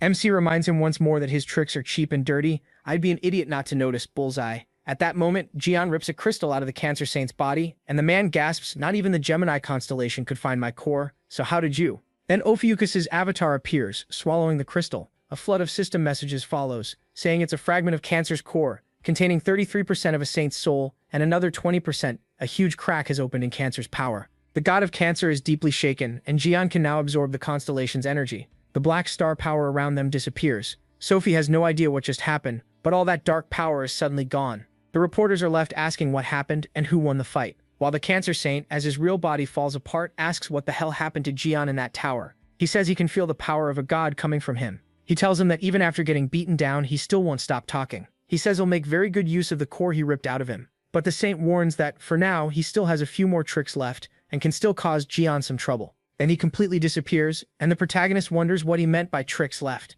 Still, with that guy's personality, there's no way he'd go quietly. Then MC notices it's ISO calling, and the moment he answers, Hugo starts yelling at him. You idiot. What the hell do you think you're doing? No time to explain. Get out of there right now, you maniac. I'm watching the news. You just took down one of the saints. What were you thinking? A bunch of missiles are about to hit your location. What? Then the scene shifts to space, where a satellite has several missiles aimed at Earth and starts locking onto the target. Jian can only stare. Missiles? Then they all start falling at incredible speed toward Earth, and we learn that the Mormoth missile is a catastrophe-class weapon created by Capricorn and Gemini after Ligum vanished, in case a disaster humanity couldn't defeat ever appeared on Earth. This final card of mankind can wipe out everything around the calamity with an orbital strike. What? I can't believe they made something like that. Then Jian realizes the genius of it. They set the missiles to launch automatically if that man's biometric signals disappeared. He remembers the warning that the guy still had one last card to use against him. So that high-ranking clone I just beat was basically his real body. Jian, this isn't the time to stand there thinking, get out of there now. But running won't solve anything. Those missiles could easily blow up cities like this one. You're right, him, but what are you gonna do? He grins and says he has a plan. Then he looks at Sophie, and she immediately goes pale as he adds that they're not totally out of options. At this point, Sophie is completely broken. She's just been getting bullied non-stop. Then we cut to the missiles still falling, now closing in on the city. Jian grabs Sophie in his arm and she starts screaming for him to let her go. He activates a power and the system says, by the authority of the Gemini Bishop, levitation and teleportation are activated. Teleporting to the front of the Mormoth missile. They're warped right in front of the missile, which is already dropping fast. Holding Sophie in his arms, Jian yells at her, I know you can liquefy anything, so melt this missile. Still in shock, she asks how she's supposed to do that when he's sending her straight into it. Jian says they have no choice. If she doesn't do it, he and everyone below is dead. Then he grabs her arm and throws her forward. As she flies off, she screams, Ligum, you bastard. The protagonist just shouts back, go on, Saint, work your miracle. She keeps crying and yelling at him until the system announces that the goddess of Aquarius is descending, and even the sacred goddess is stunned by this situation. Goddess, please do something. Even the Aquarius goddess curses Jian for being insane, but there's no time for that. She has to act. The saint starts stacking buff after buff, and all that power pours into Sophie while she cries in panic, until a tear falls and the saint triggers the skill. Tears of the goddess. Then a huge wave rushes straight at the missile, slamming into it as the water pushes with everything it has to stop it. After a while, the missile finally starts breaking apart completely. Sophie gasps, saying she really did it. But then she realizes Jian isn't holding her anymore and drops toward the ground. MC just watches and tells her goodbye. She'll be fine with all those buffs. Then a massive blast of water wipes out the rest of the missiles. She did great, but things could still get really bad if all those fragments hit the ground. Below, everyone panics. The missile broke, but now the pieces are falling. Jian pauses and remembers this weapon was made by Gemini.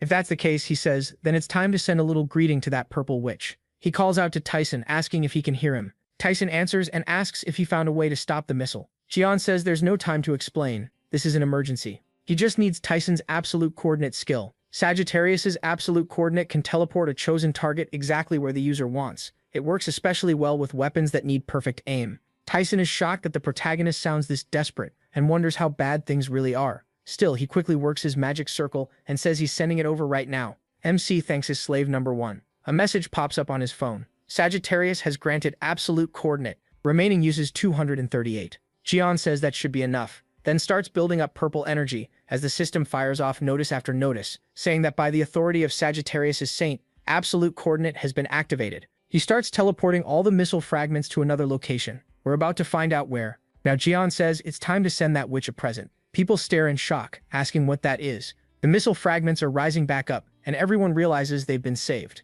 Someone shouts that it has to be him. They can't believe he made the whole missile disappear. But then someone contacts him by telepathy, saying this is the Yin-Yang Palace in the domain of the Gemini Saint. Bishop Choi is told to come quickly. Jian recognizes the voice at once. Jian answers and asks what the problem is. The voice explodes at him, demanding to know what he just did with his authority. The Marmot fragments are falling into the Yin-Yang Palace. We finally see where Jian sent all the missile pieces, straight to the Gemini Saint's temple. Then the scene shifts to the Blue House. Inside the president's office, they're stunned. The protagonist showed up. Not only did he wreck Saint Sophie Marty's press conference, but he also beat Cancer's Saint and stopped the Marmot missile aimed at Korea. None of it makes sense. And right at that moment, Jian smashes through the ceiling and drops in front of them, carrying Choi in one hand and Hugo in the other. Everyone is completely thrown off. MC asks what these rats were whispering about. Are they hiding something? The room freezes in shock while he says that since he's already here, he'll settle this issue too. He came to collect his money. He heard they still have access to the account holding the money from selling all his belongings. He remembered it on the way home, and everyone starts wondering if this really is Jian.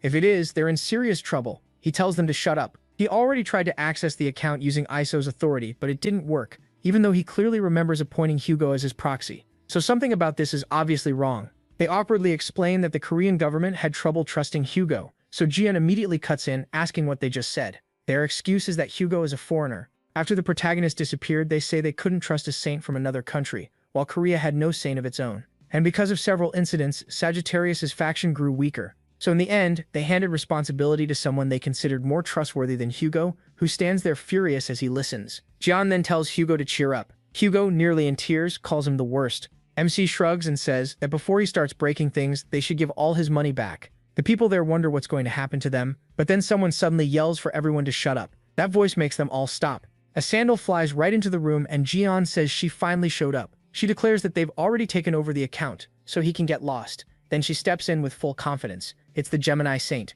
Rariquine. She says she'll need every bit of his fortune to rebuild the palace he just destroyed. She accuses Jian of sending the marmot fragments to her palace, saying it's now completely wrecked. Does he have any idea how much damage he caused? She keeps shouting at him in fury, and Jian casually asks who she even is. That only makes her even angrier. She snaps that he should be quiet because she's going to get rid of him now, then forms a magic circle above herself. The system announces that Gemini's magic power is rising. People panic, saying it's Gemini and they need to run. She links herself to a powerful spirit. Gemini's strongest move, summoning a spirit from another world through a spiritual call. A spirit begins to appear and takes in that transcendent power. While below, Raikin keeps shouting, telling Jian he's finished now. The spirit queen Lily Queen answers the summon, and piece by piece, her full body emerges, transforming into a fairy-like form as everyone watches in amazement. Jian, though, stays calm. Raikin proudly declares that this is Lily Queen, a spirit almost on the level of a sacred god. She asks if the protagonist really thinks he can fight that. Instead, MC suddenly appears right in front of her and grabs her, then throws her away, telling her to get lost. She goes flying out through the hole he made, the same way he entered. Even from above, they can still see her flying, while everyone screams in shock about what he just did to the saint. Her summon immediately starts being pulled back into the circle. Gemini's magic power begins to scatter, and Lily Queen tries to return home. But just as she's about to vanish, Jian grabs her by the head, making her freeze, and asks where she thinks she's going. Then he drags her back out of the summoning circle. The system announces that he has successfully captured the spirit queen, Lily Queen. Jian mocks her, asking if he looks stupid. How dare she try to run? Terrified, she begs him over and over to forgive her. The scene jumps to him leaving that place completely wrecked, saying he got his money back, so now it's time to go eat something good. Then he notices all the documents and says something feels off. Why didn't the real Heiji come herself? She's the kind of person who'd drop a meteor in the middle of the city if she got mad. Jian says he's been wondering about that. After all the chaos at the Yin-Yang Palace, she still never showed up. That can only mean one thing. The situation is confusing, but the protagonist's sure of it. Something is keeping her away. As they keep talking, he finally says there's no way that hothead is controlling her temper on purpose. He thinks he knows where she is, so it's time for a visit. Then the scene shifts to Chiyu and Sungjae's apartment, Hugo's son. Someone suggests they eat while they work. They ask if he wants a burger. Sungjae looks a little down as he stares at the burger, then says he'll eat something else instead and asks what Jimin wants. Jimin says he wants something different too. Right then, Hugo suddenly sneezes and she laughs, teasing him. Gemini jokes from the back that she's just messing with him. Someone adds that Iso would faint if he found out, but Iso isn't coming. Then the scene changes, showing Iso dressed up, while they explain he went out to do a favor and will be a little late. Jian says it's time to start the interrogation. We see the little fairy queen trapped there, inside Ares' relic, the durable display case, a very tough case for relics. MC tells her she'd better answer his questions properly. She quickly agrees. He says being stuck in a clear box is still better than being trapped in a book, so she should choose wisely. He shows the S-rank relic book that imprisons everything, an inventory relic that stores a target as text and can be disguised. Right now, it looks like a cookbook. The poor fairy panics and keeps agreeing, while Jian thinks it's way too strange that that witch still hasn't appeared. That means it's not that she chose not to come, she can't come. So she must be trapped somewhere, and that place is Cheon Sungjae's house. The fairy hurriedly says he got it exactly right. Jian tells her he'll give her one chance. Where exactly is she? He presses her again, asking if she wants to say it herself or if he should say it for her. Finally, she says the woman is over there, pointing at a statue. Jian smiles. That's the same angel statue that was broken before. He knew it. Something about it smelled bad from the start. He remembers hearing that she kissed it or something like that, and figures that was the witch's coordinate marking magic. He recalls Gemini saying they weren't his. The saint personally kissed them to bless them. That connects with the 13th sense. Jian stares at the statue with a dark look, and the system announces that the 13th sense is activating, letting him interfere with the spirit world. Then the statue suddenly starts screaming at him. Angry, she snaps, "Hey Lily Queen, why did you tell him everything? That spirit is Heiji, the saint of Gemini." She drifts out of the statue like a crying ghost. It's Heiji in her spirit form. Damn it, of all people, I had to get caught by him. She can't believe things ended up like this.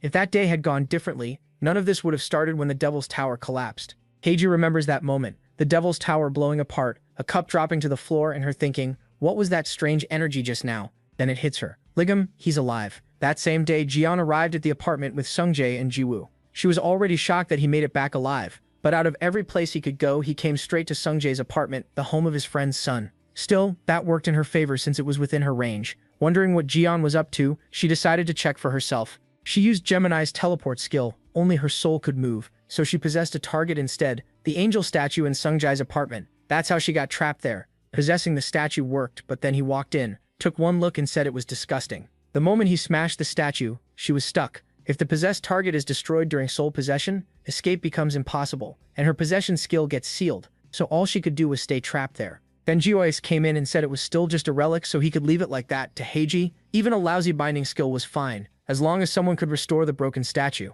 Then Piggy pulled out a little jar of glue. Back in the present, she says Sungjae has to face Ligam, but he refuses. He doesn't want to fight his uncle. She can't understand it. Ligam and their cult have always been enemies. As a Gemini Templar, Sungjae is supposed to stand against him.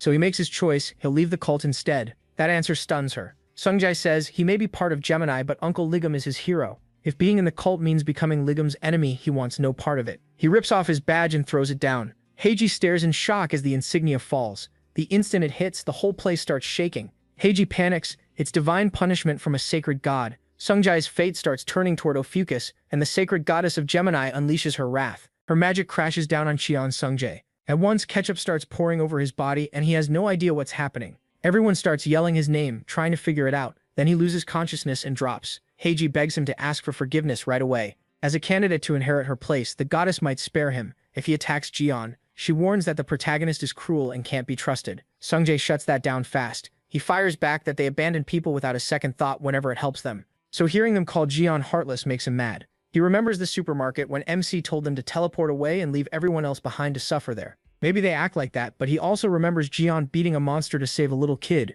and the time he rescued Sungjae and Yoha from a monster attack.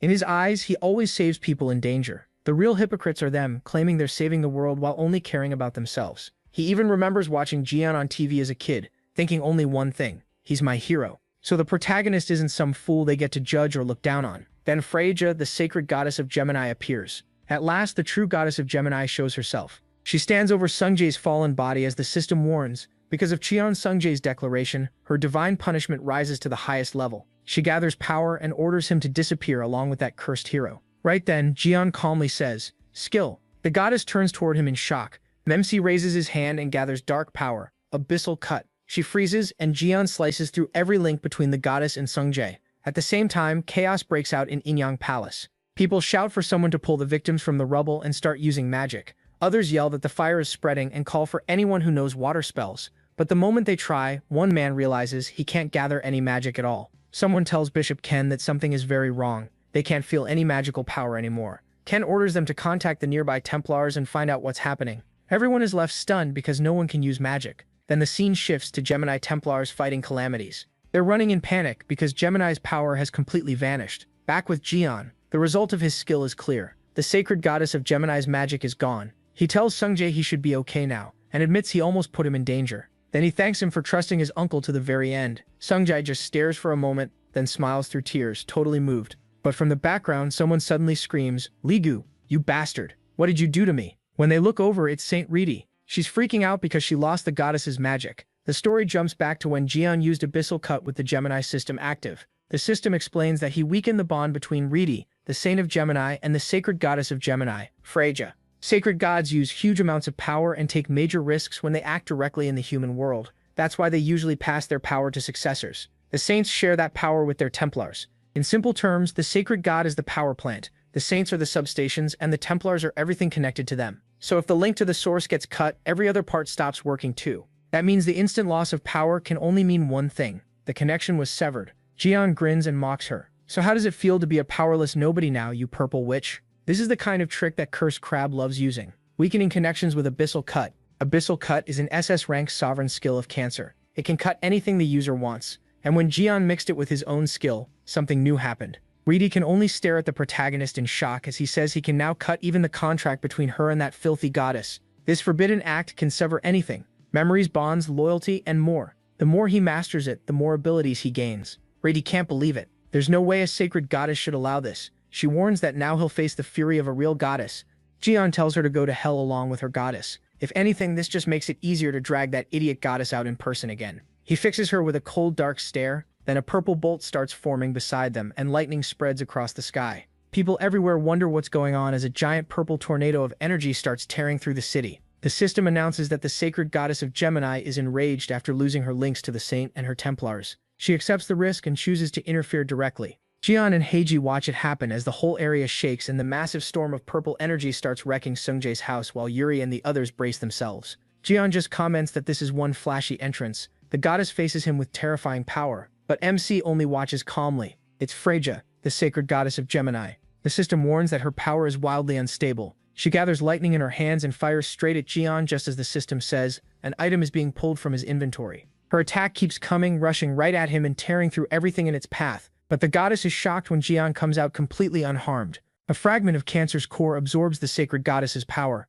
That's thanks to the item he tore from the Saint of Cancer in their earlier fight. Freja is horrified when she recognizes a fragment from another sacred god. Jian keeps absorbing all her energy and says it's a shame he no longer has heaven's condemnation. If he still had his sword, he could cut through everything, even sacred gods. He opens the crafting workshop. Usable materials, Cancer core fragment, lightning, and the sacred goddess of Gemini's whirlwind. Since he has no better choice, he'll go with the next best thing. He moves with the Cancer core and starts forging two streams of energy together. The system announces that he dealt major damage to the sacred goddess of Gemini. She screams in pain while Jian stands there holding his grim reapers. The sacred goddess of Gemini is suffering pain and humiliation. Everyone is stunned. How can he actually wound a goddess? Then the Abyss Storm Scythe breaks, so the weapon only lasted one hit. Jian says that's the best he could do with something made on the spot. The saint keeps writhing in agony and releasing more lightning, until the system warns that Freja, the sacred goddess of Gemini, has lost her mind. Right then, someone shouts a direct hit, and the question is, who was it? Then Hugo shows up looking incredibly cool. Seeing that, Sungjae and Yuka panic and call out, "Dad!" The god of Sagittarius appears behind Hugo. He orders Freja to stop this invasion right now. That instantly shocks her. Then he adds that anything more would break the rules. He tells Freja to back off at once.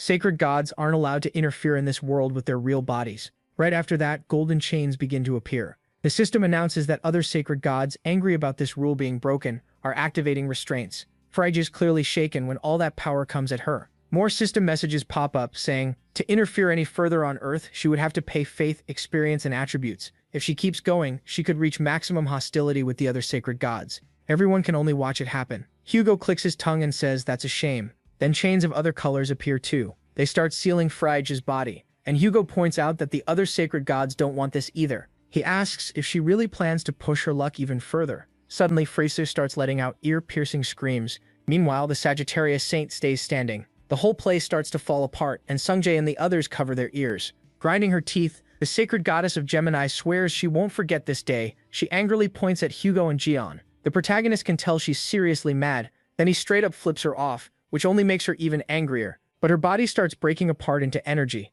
and the system announces he completely crushed the pride of the sacred goddess of Gemini and gained a reputation among the countless beings watching the world. He also gets a huge amount of experience from the Throne of the Gods, and levels up to beginner God Throne level 9. Once his God Throne reaches level 10, he'll face a special test. After that, the god of Sagittarius begins to fade. Hugo gives him a thumbs up while the system continues. His disposition has built up, and a special mission has been activated. Awaken the core of Ophiuchus, rank SS. When it's all over, everyone drops to the ground, worn out. Jion walks over to Hugo and laughs, saying he came just in time. Still, MC admits he's furious about what Freja did to Sungjae. He says he can't believe putting an arrow through her head wasn't enough. He tells her to wait because he's still going to beat that cursed saint down. Hearing that, Hugo gives a relieved smile and thanks him. Then he says he got the thing Jion asked for from the Yin-Yang Palace. He perks up and Hugo shows him a scroll as the system explains. It's a soul record, a document listing the contracts tied to Gemini's avatars. In the background, Hugo asks how he got it. Hugo says invisibility and sneaking in are basic skills for an archer. He also mentions the emblem Jion gave him, then starts grumbling to himself while the protagonist quietly watches, and the system announces he opened the soul record and is checking the list of avatars: Berserker, the One-Eyed Mad Warrior, Legendary Class; Giant Jotun, King of Giants, Legendary Class; Warrior King Jarl, the Light of the Whitest God, also Legendary Class. Gemini's avatars fully surrender to Ophiuchus. He can either accept those surrendered avatars as his own or keep them as prisoners. Jian's likes the sound of that. Then the system adds that the commander avatar imprisoned in the sea below the Yin-Yang Palace has also surrendered. MC guesses that must be the mythical class avatar commander. Still, he asks why he should trust their surrender. He wants proof that they're serious first. Then a purple vortex forms above Jian. A body that looks like AG's starts coming out of it. He is startled, but it's not her real self, since AG is still in ghost form. As that body keeps falling, everyone stares in confusion. AG? She's confused too, because she's still a ghost. The system says Gemini's avatars have offered Jian AG's original body. He's stunned by how absurd that is. Even so, he accepts. The system confirms he accepted the surrender of Gemini's avatars. Those avatars have now moved under Ophiuchus. He can now give names to his avatars. This is already looking like a disaster. Jian says he's too lazy for this, so he'll just name them by rank. Basically Bro 1, Bro 2, and Bro 3. The system confirms the avatars have been named. Even they can't believe it. Then Jian grabs her by the neck and says her sacred goddess abandoned her and ran, so she better answer his questions properly. He asks if she was the one who attacked him at the Devil Tower. She says she has no idea what he's talking about. The protagonist presses power into her forehead and she starts screaming. He explains that it's a fragment of the Abyss Tempest scythe he used before. He says it's strong enough to burn even someone's soul, so she should stop pretending and confess. But she insists she really doesn't know. He asks if she wants to act tough while being tortured as a spirit. The others just watch that terrifying power spread. Even the Spirit Queen hides, scared of it. Hugo shields himself and wonders if she's actually telling the truth. Then she blurts out that it was probably Virgo. After that, she begs Jian to let her go.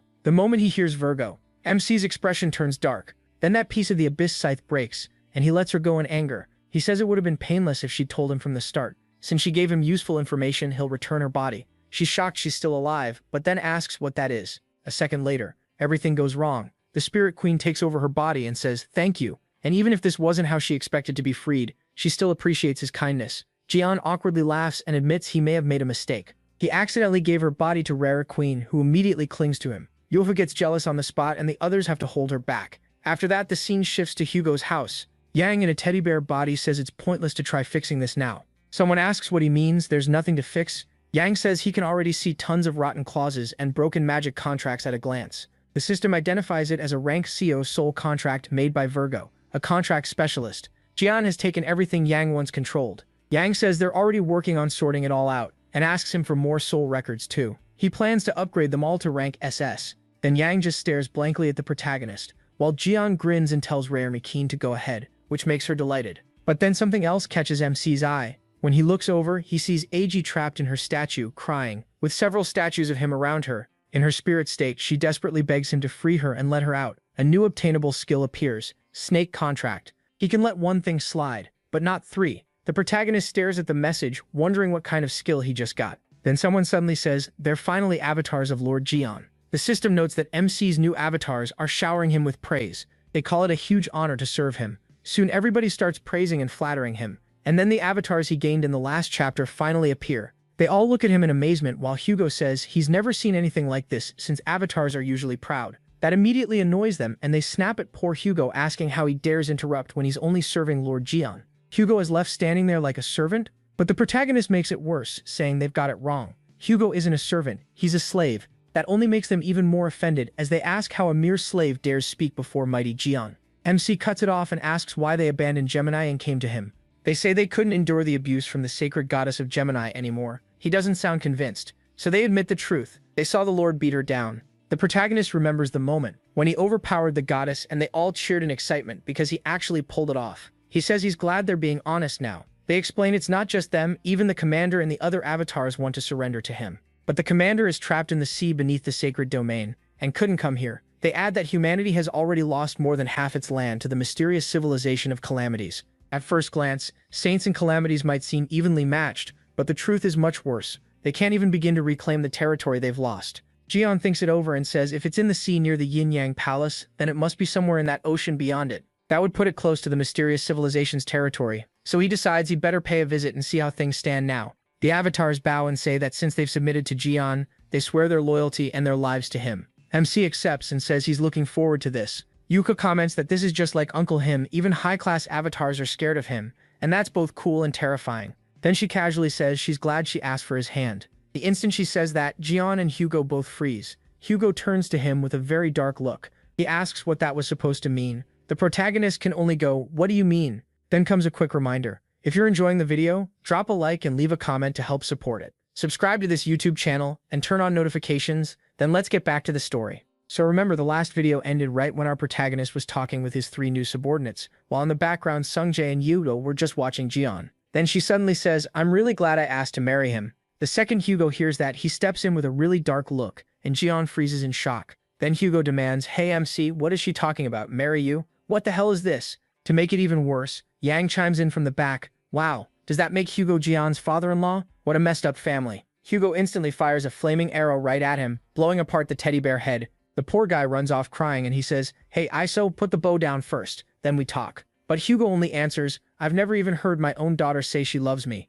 Not even on Father's Day, so how dare she say something like that to you?" Then the system warns that the Saint of Sagittarius is enraged, and now he starts firing a whole storm of flaming arrows at Jian. The protagonist quickly dodges them all, while Hugo keeps shouting, "Sorry MC, but you need to die now." The Saint of Sagittarius used invincibility, and he keeps charging after Jian, who still has no clue what is going on. "Man, are you seriously this mad? Hold on." Using God's Eye fixation, he checks Hugo's magic power. Hugo orders the Saint of Sagittarius. Then the protagonist closes his eyes and starts catching Hugo's arrows with his bare hands. But Hugo doesn't stop. He sends out a massive rain of arrows straight at Jian. He just keeps firing, again and again at MC. Right when they're about to hit, Jian blocks every single one. Then he says, "What are you, some kind of bug? Quit being annoying. You humiliated the Saint of Sagittarius. His hostility has calmed down. You gained a large amount of experience from the throne of God." Even so, Hugo is still furious and rushes Jian again, activating his sovereign skill, Ring of the Sun God. He's really going all out. Apollo, the sacred god of Sagittarius, asks if it's really fine to destroy the house, especially since Jian Sungjae's home is still being paid off. The place is getting wrecked by Hugo's rampage, but he doesn't care at all and keeps charging. While Jian thinks, "My god, he's just like someone I know," doesn't care if he burns down his own house even when he's broke. That reminds him of his first meeting with Jian Sungjae, who also rushed him while trashing his apartment. Then Qian Yusa suddenly yells, "No dad." "Huh, what do you mean no? I mean you don't stand a chance against Uncle Jian. She really just roasted her own father." How is the poor guy supposed to beat anyone after that? He's completely stunned. So he finally calms down and lowers his bow just as Jian steps up right in front of him and says, "You idiot." Then he smacks him hard on the head. "So you finally woke up. Why get this mad over kids being kids? Do I look like the kind of guy who'd go after his friend's daughter? You wrecked your own house over this. That's just stupid." They're bad at showing how they feel, but they're more thankful to you than you know. They even bought gifts for you. "Dad, we're back, you're awake. I brought strawberry cake and your favorite coffee." Hugo gets emotional the second he sees the cake and coffee. He rushes towards Sungjae to grab the cake, but Sungjae dodges. Hugo runs right past him. Meanwhile, Jian is already eating the cake. Hugo desperately tries to snatch the piece back, but the protagonist keeps slipping away. The poor guy even wrecks half the house in the process. Sometime later, Yang is getting stitched up again, while Yuka quietly watches. Then something catches her eye. She looks at her phone and jumps in shock, because the alert says, "A red class calamity. Thousand Legs has appeared. All Templar forces must answer the mobilization order." The scene shifts to the sea near Manila, the capital of the Philippines. Lightning crashes from the sky as soldiers on standby say, "They told us it was a red-level calamity. That's terrifying. Do you think we'll be okay? Still, there are so many people here. We should be able to take it down. Don't be scared. Danger is a chance. Even while our saint is away, we'll defeat this red-level calamity with our own strength." And right then, someone else drops from the sky, the poor saint of Leo. "This is how our Leo will rise. Let's show the world that humanity is taking another step into the future." Everyone starts cheering while Yoha covers her ears in annoyance and thinks, "I want to go home. I wanted to see Uncle Jian. Something about this feels off." Then the scene cuts to masked soldiers, and inside one of the tents, an old man says, "Good grief, these men are complete barbarians, violent for no reason. They're hiding their fear with brute force. Not that I care. Still, I wonder if the gift I sent them has arrived yet." Then it cuts back to Hugo's completely wrecked house. "Oh, you're here." The one who arrived is Hugo's secretary, Yumsiyo Yuren. "It's been a while, Saint. How have you been? Why is your house completely destroyed? What happened?"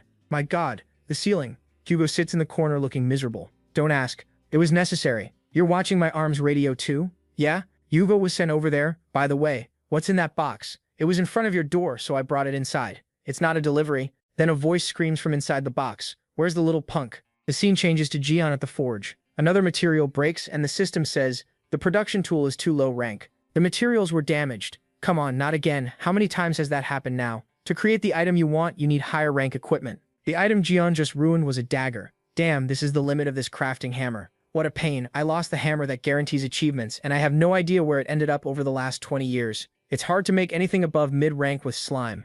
I need to stock up on decent weapons before facing Virgo. Then someone hired by another Zodiac sneaks into the sanctuary where Gion and the lowly Sagittarius are staying. Wait, is that Hugo? Hugo Otters? It's been a while, Hugo. I'm Seven Village. It's coming from a goat head speaker. What the hell is this? You've got awful hobbies, old goat. This feels like something Yang would do. Yang looks confused. Why am I getting dragged into this? Then Gion walks up with a small hammer and says, I heard someone snuck into the sanctuary, but it's just this old goat. It's been a long time, MC. I'm relieved you're safe. The woman nearby looks confused. Him? I'm Seven Village Vladimir of Capricorn. Remember me? Oh, Sebastian, I said Seven Village. Then we get the explanation. Seven Village Vladimir is the saint of Capricorn. Like the protagonist, he specializes in crafting, and after the protagonist vanished, almost every famous weapon in the world passed through his hands. He's the mustached old man from the previous chapter, and we're shown the many weapons and armors he's made lately. The last one is that goat head speaker. Anyway, I'm glad you're doing well. The reason I came to find you like this is...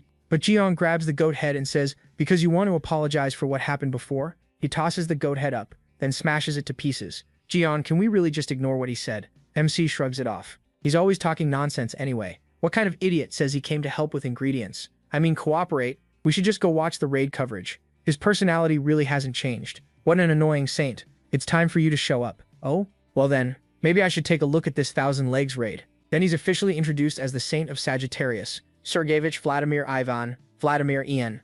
Powerful agents have gathered too, including the people from the House of Leo with Ilhan Prabha still holding her spear. Vice Saint Yoha and Captain Oliver are the beasts of Leo in charge of this battlefield. The experts in transformation magic and the naval war tacticians of Pisces are here as well. Taurus, the iron wall defending the front lines, is also in position, and Aquarius, the battlefield saint who can knock back a bomb with holy power, is here too. On top of that, Capricorn, who handles making and boosting the many weapons needed for battle, has arrived. Troops from all over were sent here for the war plan, and now the Saint of Capricorn has appeared. What the hell is that old man doing there? It looks like the Saint of Capricorn is about to do something. He raises his hands to the sky and then Gion's hammer appears. That old thief. The divine artifact of Capricorn. He summoned the hammer that guarantees achievements. Hey, wasn't that what you used in the past? Capricorn, the saint who specializes in crafting, will use that hammer to strengthen divine artifacts before the battle starts. He starts hammering away with Gion's tool, and everyone cheers. The Saint of Capricorn's reinforcement skills are famous around the world. Yeah, shut up. The little guy beside him covers his ears. That dirty old goat. I was already mad he stole my item, and now he's showing off with it. This is ridiculous. I need to beat him up before I go deal with Virgo. I'm going right now. I'm going to crush that damned old man. Gion starts running off just as the woman says, it appeared. The calamity showed up. Something huge starts rising from the deep and a giant monster bursts out of the ocean. This thing is massive, with a huge mouth. Everyone freezes when they see its size. Then it lets out a roar toward the sky. It's the Thousand Arms Calamity, red danger level. All units get ready to fight. Wait, what? There's something hanging from one of its tentacles. When they look closer, it's Steven. He's clinging to the monster's tentacle. Isn't that Steven, Mark? And somehow he's still holding the bone Guff broke in the last episode. Let go of my bone, you filthy monster. Oh my god, he's fighting a calamity over a bone. Then again, he did pay $1 billion for it. Even now, he refuses to let it go. Seriously, he's obsessed with that thing. Castellan, please get out of there and calm down. What are you doing, Bishop Oliver? The Lion Saint and the Thousand Arms showed up together, so why are you just standing there? That old man is really trying to steal command from me. He wants all the credit, but I was about to give the orders anyway. Lions drink the physical enhancement potion and prepare for battle. They immediately down the potions from their vials. At the same time, Pixiu's side starts using support skills too. Underwater breathing, wave resonance, and ocean advance. Aquarius, apply combat and survival buffs. Health regen, mobility, and defense buffs. Taurus, form a defensive line in the rear and stop the calamities from reaching the coast. Then the lion fighter leaps forward and shouts, everybody ready? Time to fight, you beasts. Lions, move out. They charge straight at the creature at full speed. As lightning bursts around them, they begin transforming into beasts. The system announces, bestification activated. You have gained the power of a raging beast. The lion fighters turn into tigers and panthers and rush the monster. The bestified lion assault squad, advance. Meanwhile, Aquarius keeps casting blessings, stacking even more buffs on the front line. Then Yua takes command and declares, unity skill of the sect, wild turn walk. A giant lion made of energy shoots forward straight at the calamity and slams right into it. At the same time, the transformed lion fighters rush in too, swarming the creature and attacking from every side. But Steven is still hanging there with his bone, yelling, you idiots, be quiet until I get my bone back. Castellan, stop acting like an idiot and hold still. The two keep arguing in the middle of the chaos. What the hell? Just give up on that bone already. Shut up. I'm getting it back. What is going on over there? At this rate, our men are going to die. That idiot. Huh? Vice Captain Yua, you're still here? I really shouldn't change the plan just to save that stupid lion. But with things going this way, she has no choice. She gets ready and red lightning starts crackling around her body. The women nearby call out, please wait, we'll give you some buffs. I don't need them. With a cold stare, she launches forward using acceleration. She heads straight for Steven and that bone. Then, before he can even react, Yua slices through the monster's tentacle. In one move, she frees both Steven and the bone. Rescue successful. Steven drops into the water with the bone, coughing and spitting water everywhere. Then Yua steps right on his face and dunks him back under. Everyone stares in disbelief. She crossed that huge distance with a single jump and even cut off a Calamity's tentacle. She's amazing. And she's still standing up there on Taurus while he complains, get off me, get off. That fires everyone up. Yeah, let's finish this Calamity. So they attack with everything they have, physical strikes, magic, and purple energy attacks, but the Calamity suddenly goes still, then raises a massive wave of water. A tsunami, take cover. The Taurus Templars activate impenetrable wall formation.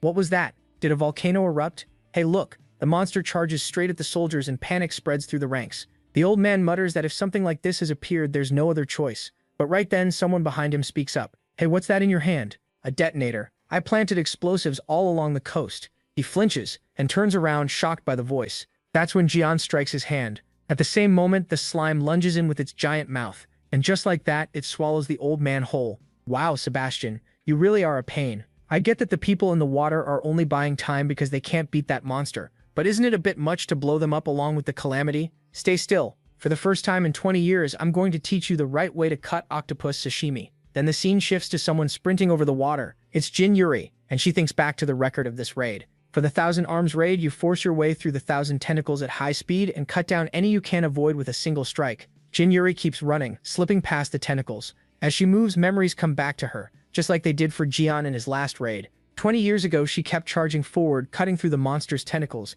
and she could clearly see his image in her mind.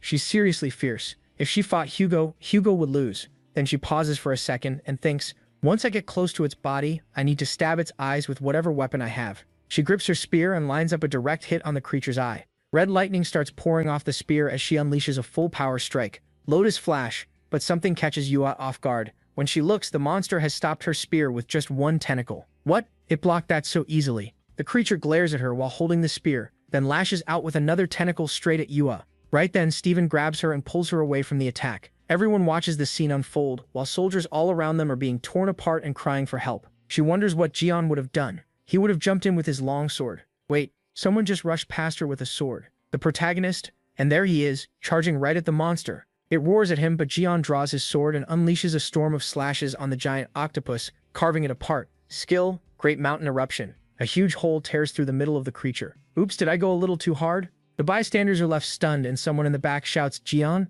how did he get here? Why are you all so surprised? I just came to give a little demonstration. You were struggling way too much with a weak monster like that. Shut up. You only showed up at the end for the final hit. We could have beaten it ourselves. But then the octopus grabs Jian and everyone turns in shock. The creature swings its huge mouth toward him, ready to swallow him whole. For a moment, even he takes notice, and Hugo screams for MC in panic, while the others wonder what they can do now. Is there anyone who can actually kill that monster? Under it, there are even smaller octopus-like creatures too. They all start shrieking, their mouths twisting strangely. But at that exact moment, Jian calls on his power, and a spear tears up the ground as it flies back into his hand. He grabs it tight, and the monster instantly feels the pressure coming off him. That power alone makes the creature recoil. The energy around him turns wild and overwhelming. Jian spins the spear over himself and says, Skill? Blade Baptism. Then he launches another massive attack and tears the monster apart completely. The onlookers can only stare, too shocked to react. In the middle of all that destruction stands Jian. The good thing about big enemies is that there's more to cut. In the end, whether it's 1,000 legs or 1,000 arms, it's still just an octopus.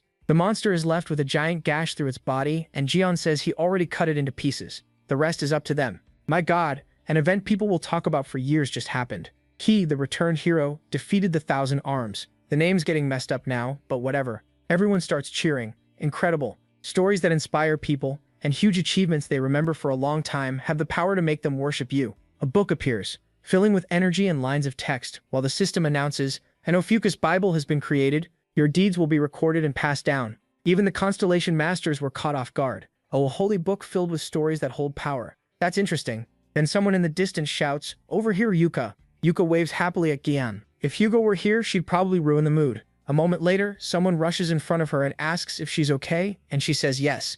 But then something catches the protagonist's eye. Wait, why is that thing on your back? Did you carry it by yourself? Yugo gets all nervous and goes, what are you talking about? There's nothing here. Then Jian asks if she likes bones too. So liking bones is a Leo thing? Yugo quickly denies it and says she just wanted to keep it because it's a collectible. Anyway, MC shows her the broken remains of her spear, the one he used to finish off the monster. He admits he broke it and promises to make her a new weapon soon. Yugo lights up right away. A weapon made by Uncle Hugo? Really? I'd love that. Right then Steven pops in and grabs her, saying that sounds great. The three of them freeze for a second and Yua turns to him, annoyed.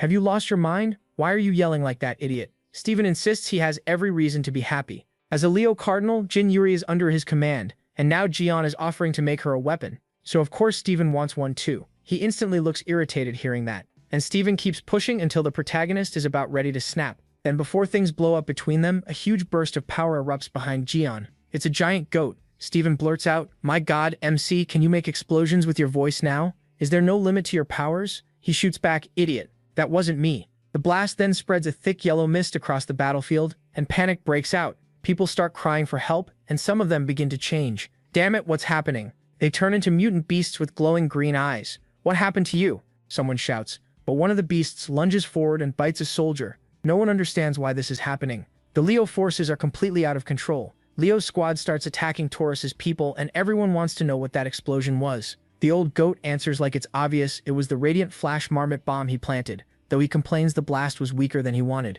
When they turn, they see that rotten old goat in robotic armor, smirking as he says the explosion was only a greeting before the main show. He says all this while holding Lime in one hand. Jian immediately demands to know what he did to Lime, while Steven, totally confused, asks what he means by marmot and if he really planted that crazy bomb where Steven's men were fighting. The old man tells him to stop right there. He says he isn't surprised that every Leo hit by the blast went insane. So this was your doing too, you old goat? Then he laughs and says, just as expected, Jian, you catch on fast. He decides to show them something even more interesting. The old man blows a whistle, and a huge sound wave rolls through the area. At that signal, the transformed Leo soldiers react at once and rush in toward Jian and the old goat. They all grab Yuha and the protagonist, forcing them to the ground. The old man mocks Jian, asking how he suddenly showed up and handled all those calamities, because surely now he has no strength left to resist. Checkmate, MC. The monsters pin him down along with Yuha, while Steven glares at the old man. The goat says it's satisfying to see Jian face down and that he never imagined beating him would feel this good.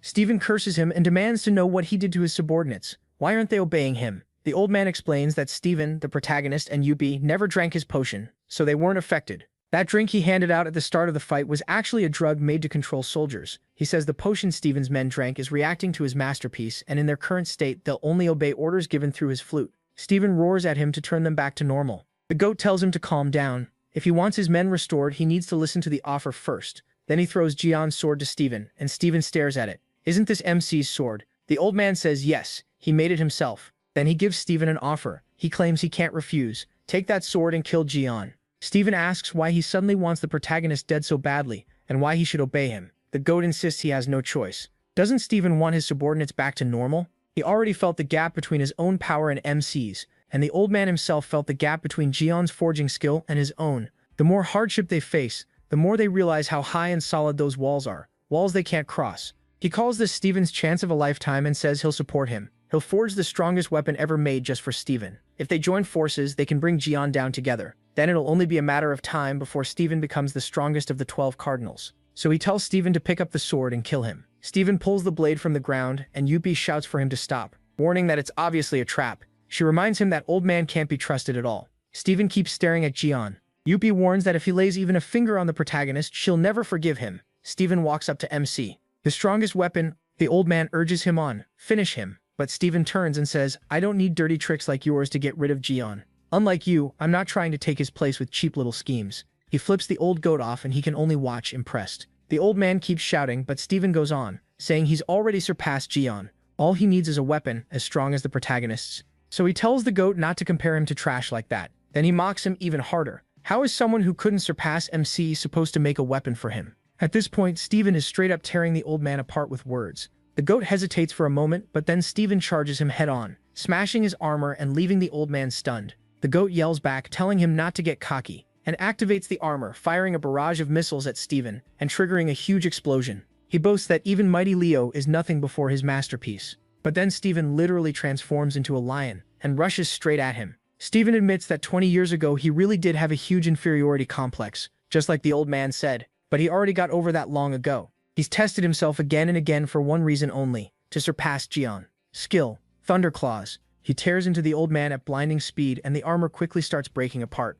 Steven keeps coming, saying Capricorn really did make sturdy armor. Then he rips off the chest plate and throws it aside. He says he fought that calamity without proper gear, so the old man should stop hiding behind armor. The goat is left shaken, and then Jian suddenly cuts in. Hey, when are you two done fighting? Steven stares. Him? How are you here? The protagonist casually says he only let himself get caught to hear what the guy had to say, but got up because they were both being too annoying. Those beastmen were way too weak to hold him. The old goat is left there with Yua totally lost while both of them stare in shock. How is that even possible? Jian doesn't care. He tells the goat to get lost and kicks Steven away in the process. Then the story jumps back a few moments, when the beasts were still holding MC and Steven was arguing with the old man. He was already getting bored while they kept going, and eventually he snapped. This is so damn annoying. He simply starts standing up and the beast holding him can't even understand what's happening. With a look of total boredom, Jian says, so when are you idiots done fighting? That was the moment he appeared right beside them. Then the narrator starts explaining that 20 years ago, just before the Devil Tower, someone said with a wicked smile, the protagonist will die in the Devil Tower. Jian immediately reacts, that sounds like the prophecy Hugo received from his holy saint. But the answer comes back, that was only a prophecy of the future. This is a real plan to make it happen. The old goat smiles darkly too, and keeps talking. But MC loses patience. He cuts him off, saying he doesn't care about some stupid flashback. He wants to know who tried to kill him, not hear about the old man's past. The goat panics and gives in. He says he'll talk but wants a guarantee that he'll be kept safe. Jian grabs him on the spot and tells the old goat he still doesn't understand his situation. He has no right to negotiate. If he wastes any more time with nonsense, Jian says he'll rip his tongue right out of his jaw. Terrified, the goat blurts out the answer. Virgo. It was Virgo again. That matches what the purple witch said before. When he had grabbed the Saint of Genius, she also hinted that Virgo was likely behind it. So Virgo really is the mind behind everything. The protagonist decides he needs to see Myung again and check the results of the dagger analysis from the attack on him. For now, he lets this part slide, but says it's time to return his stuff. The hammer that guarantees achievements belongs to him. The goat is stunned. You want to take even that? But he gives in fast. The Saint of Capricorn returns the relic, the hammer that guarantees achievements. Jian is satisfied. The Saint of Capricorn trembles with rage and regret over losing the hammer, and MC mocks that miserable look on his face. Then he calls out, 3 brothers, show yourselves. They answer at once. He orders them to take this guy back to their dimension. They can break an arm or a leg if needed as long as he survives. The old goat is horrified, realizing Jian has avatars under his command. Wait, you didn't become a saint. You became the god of a new constellation. The poor guy starts getting pulled away. Take some time to think things over. It's not like I planned to forgive you. Huh? What happened? My head. Geez. The Leo group finally wakes up. Everyone is relieved. Some of them wonder if the attack is finally over. But Capricorn's side is horrified. Their saint is gone. So what are they supposed to do now? For them, it's win or die. So they start using another power through their armor. Something triggers, and they start blowing everything up. Looks like they forgot our saint already sabotaged all their gear. They yell that they'll blow everyone up and send them to hell. Prince, I really don't think you should do that. Hey, fire the marmot shell. The creature launches torpedoes at him. When one comes straight at him, he says, so this is their little toy? Or some other kind marmot thing? That marmot this, marmot that? What the heck is a marmot anyway? Using the hammer of guaranteed victory relic, you can upgrade or change a target that meets the conditions. Please choose a target. The target will be the marmot. Our protagonist smashes the torpedo head-on with his hammer, and a huge blast of lightning starts to burst out. Target successfully modified. The marmot bomb has been turned into fireworks, and just like that, the bomb becomes fireworks thanks to him. Huh? The marmot turned into fireworks? Damn it. But right then, someone slams a paw on the ground and says, how dare you use us and then throw us away. What's going on now? They came back too? We beastfolk are tough and hard to kill. If that stupid marmot were still a bomb, maybe this would be different. But now it's just fireworks. They can't even scratch us. Wait, please. The guy turns and runs in panic. Meanwhile, Steven gets mad and says he can't let them escape. Do we have any weapon left? Give me something big, strong, and easy to throw. Jian answers, why bother? I'll make you a weapon. Then he looks Steven over and grins like a devil. Actually, I've already got one. Hey, why are you looking at me like that? I've got a bad feeling about this. A second later, Steven starts flying through the air after Jian throws him. He hurls him at top speed straight at the others and gets a full strike as everyone goes flying. Maybe I should take up bowling too.